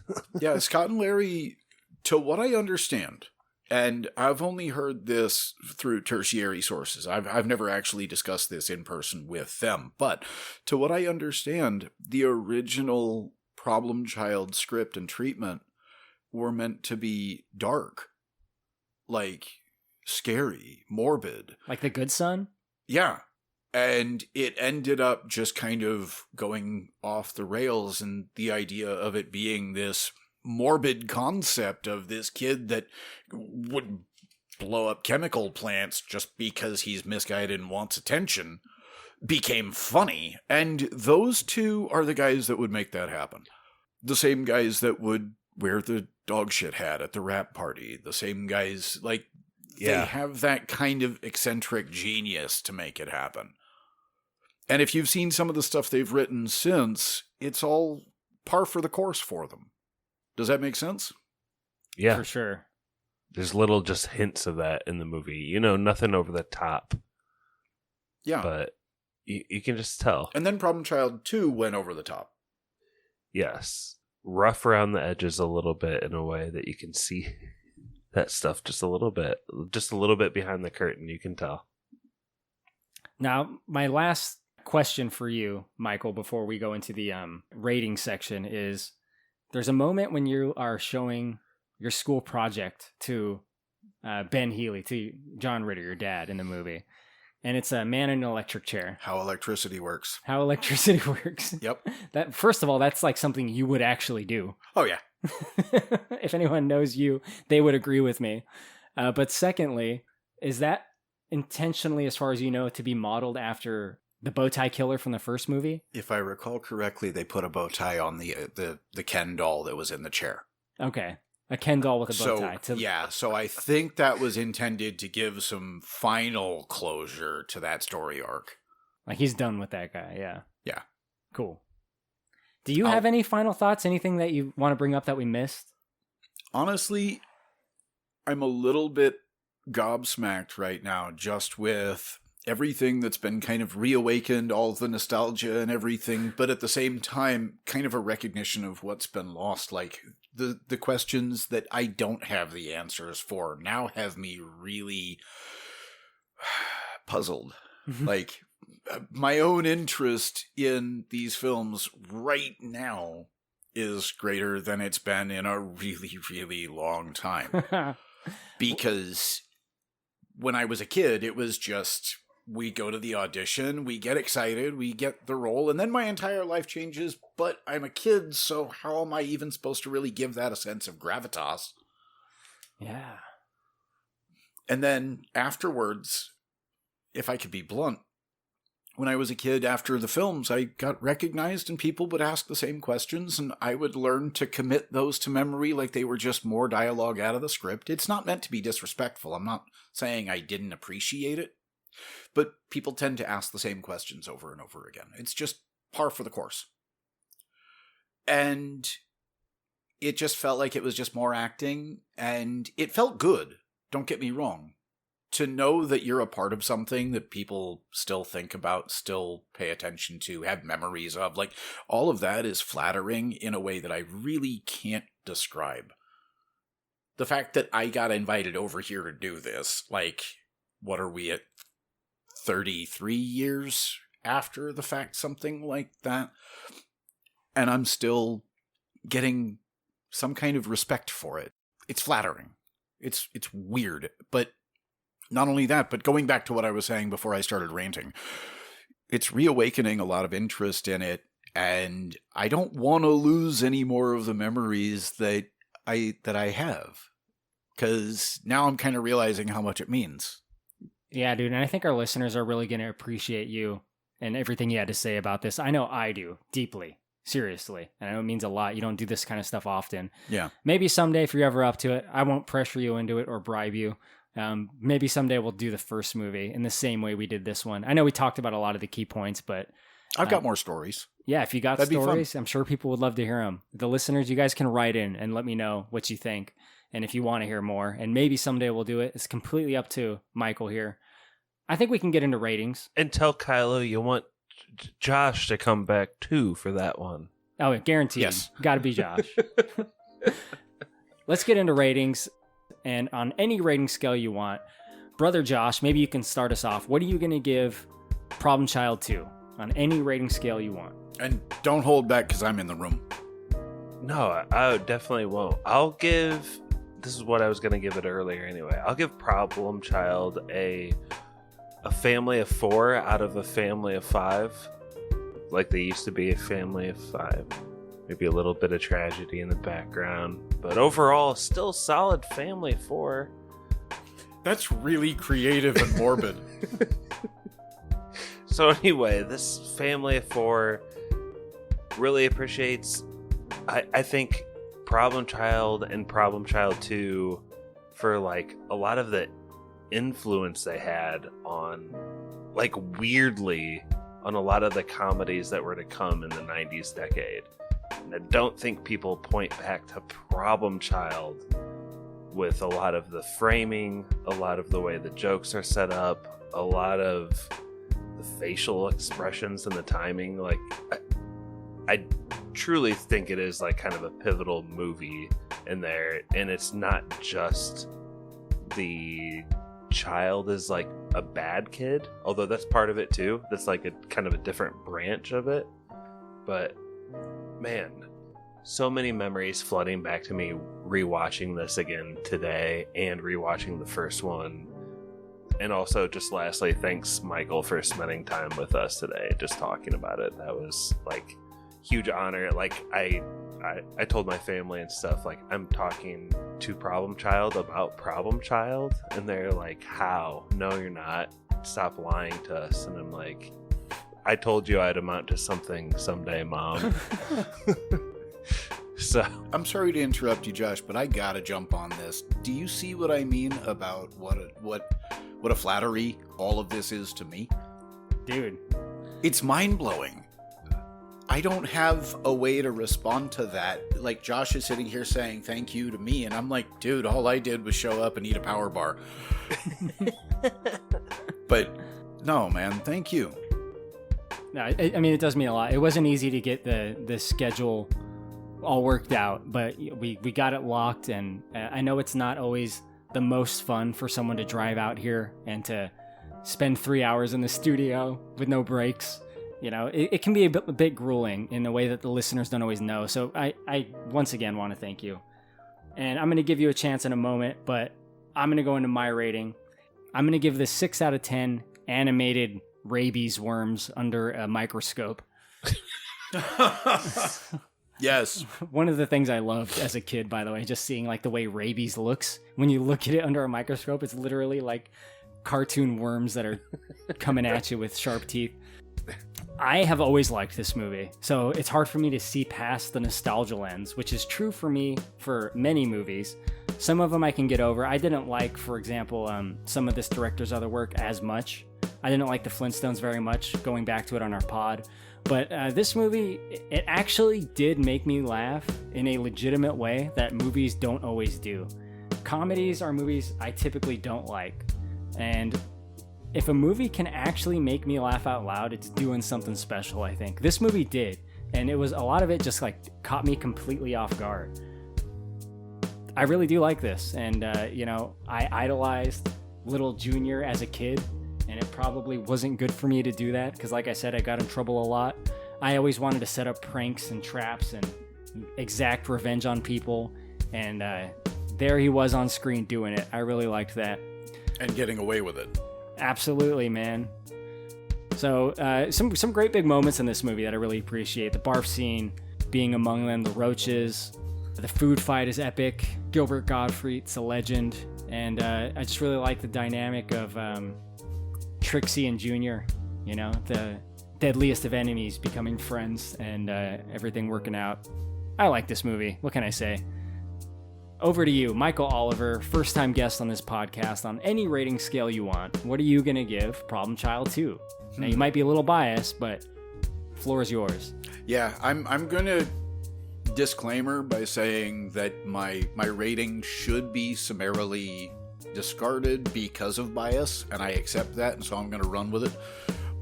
I'm going to say that for me, it's 10 out of 10 flattened cockroaches on the back of Ben's jacket. Hell yeah. And the reason is that it shaped who I am as a person, and it led to all of these great experiences even up to right now, and it continues to do so. And it also, on its own merit as a film, broke enough rules to further things like how liberal the movie theater ratings were, and what could be deemed positively shocking. Anytime you see anything, it's hard to say that this was the original. You know, you can't see a zombie movie without thinking back to, like, John Romero. George, yes. Or George Romero, thank you. You know what I'm saying. If I didn't say that, someone would comment. Yeah. But my point is that it's hard to do something that hasn't been done before. It's hard to really innovate. And with what Scott and Larry did, they were able to push the envelope. And that's something that I'm really proud to have been a part of. So for me, subjectively, yeah, it's a 10 out of 10. But then again, I'm not a film critic. Probably for good reason. Thank you very much, Michael. I do want to say to our listeners that the first Problem Child movie came out in 1990, before Home Alone, which a lot of people think of as like the first of this genre. It was actually the first Problem Child. So 1990 was the first one, and then somehow, against all odds, about 1 year after the release date of the first one, this movie came out. That must have been a grueling experience, but... They pushed hard, yeah. Yeah, right back to work, baby. You know, like as soon as that fucking movie made bank, which it did, I think it made $72 million at the box office, that first Problem Child movie. Big hit. Movie that I hope younger people check out, like the Problem Child movies. I like to see, you know, like the younger generation go back to the movies that I grew up on, at least just to like get their reaction to it. That's always fun. And I think LaWanda do more walked so that Mrs. Incredible could run. Yeah. If you know what I mean. That was well said. 13 years later. I still gotta say, man, Amy Yasbeck as Annie. She's really what does it for me. If we're gonna simp for a few minutes here. I know you were saying LaWanda, good looking woman. Amy Yasbeck, man. She was so hot, dude. Absolutely. I mean, you mentioned Robin Hood Men in Tights. Yeah. Come on. Yeah. She's very cute face, like very cute bone structure, if I'm just being scientific about it. Yeah, like... that's as far as Josh will go. Josh, do you want to give a quick shout out to your podcast and where people can find you before we wrap? Yeah, check out Spoilers with an exclamation point podcast. We spoil movies. We don't hold back on the spoilers. That's it for the name. But everyone knows that already who listens to this, Kylo. Thanks for shouting us out, though. Hey, there's always new listeners. I think there might be some new listeners on this episode just to kind of see what Michael Oliver has to say about his work from over 30 years ago. So check out Spoilers Podcast with brother Josh here. I'm also on that podcast, and we have special guests over there sometimes too. But I'm going to leave it at that. If you want to write in, you can email me at bigdumbmovie@gmail.com. But the best thing you can do for this podcast, the single most important thing that I ask of any listener, is to leave us a positive rating and written review on Apple Podcasts. That's what helps us out the most. So if you do like this podcast, please do that. If you don't like this podcast, you can just move on. You don't have to worry about it. Yeah, blame it on Junior. Blame it on Junior here. Little monster. He's the devil, according to Big Ben. If you are not subscribed to us on YouTube, please do. Even if you don't listen on YouTube, it helps us out. Also, give these videos a thumbs up on YouTube when you see them come out. Again, even if you don't listen to this podcast on YouTube, if that's not your preferred method of consuming podcasts, it will still help us if you do it. So that's what I ask. And that's about it. Thank you guys very much for this long episode. All I gotta say is we love you and good night. Big dumb movie with your host Korey, breathing in nostalgia in all of its glory. Watching movies like the Terminator. I'll be back with reviews later. With some guests, Steve's your savior. Cut the lights, it's showtime.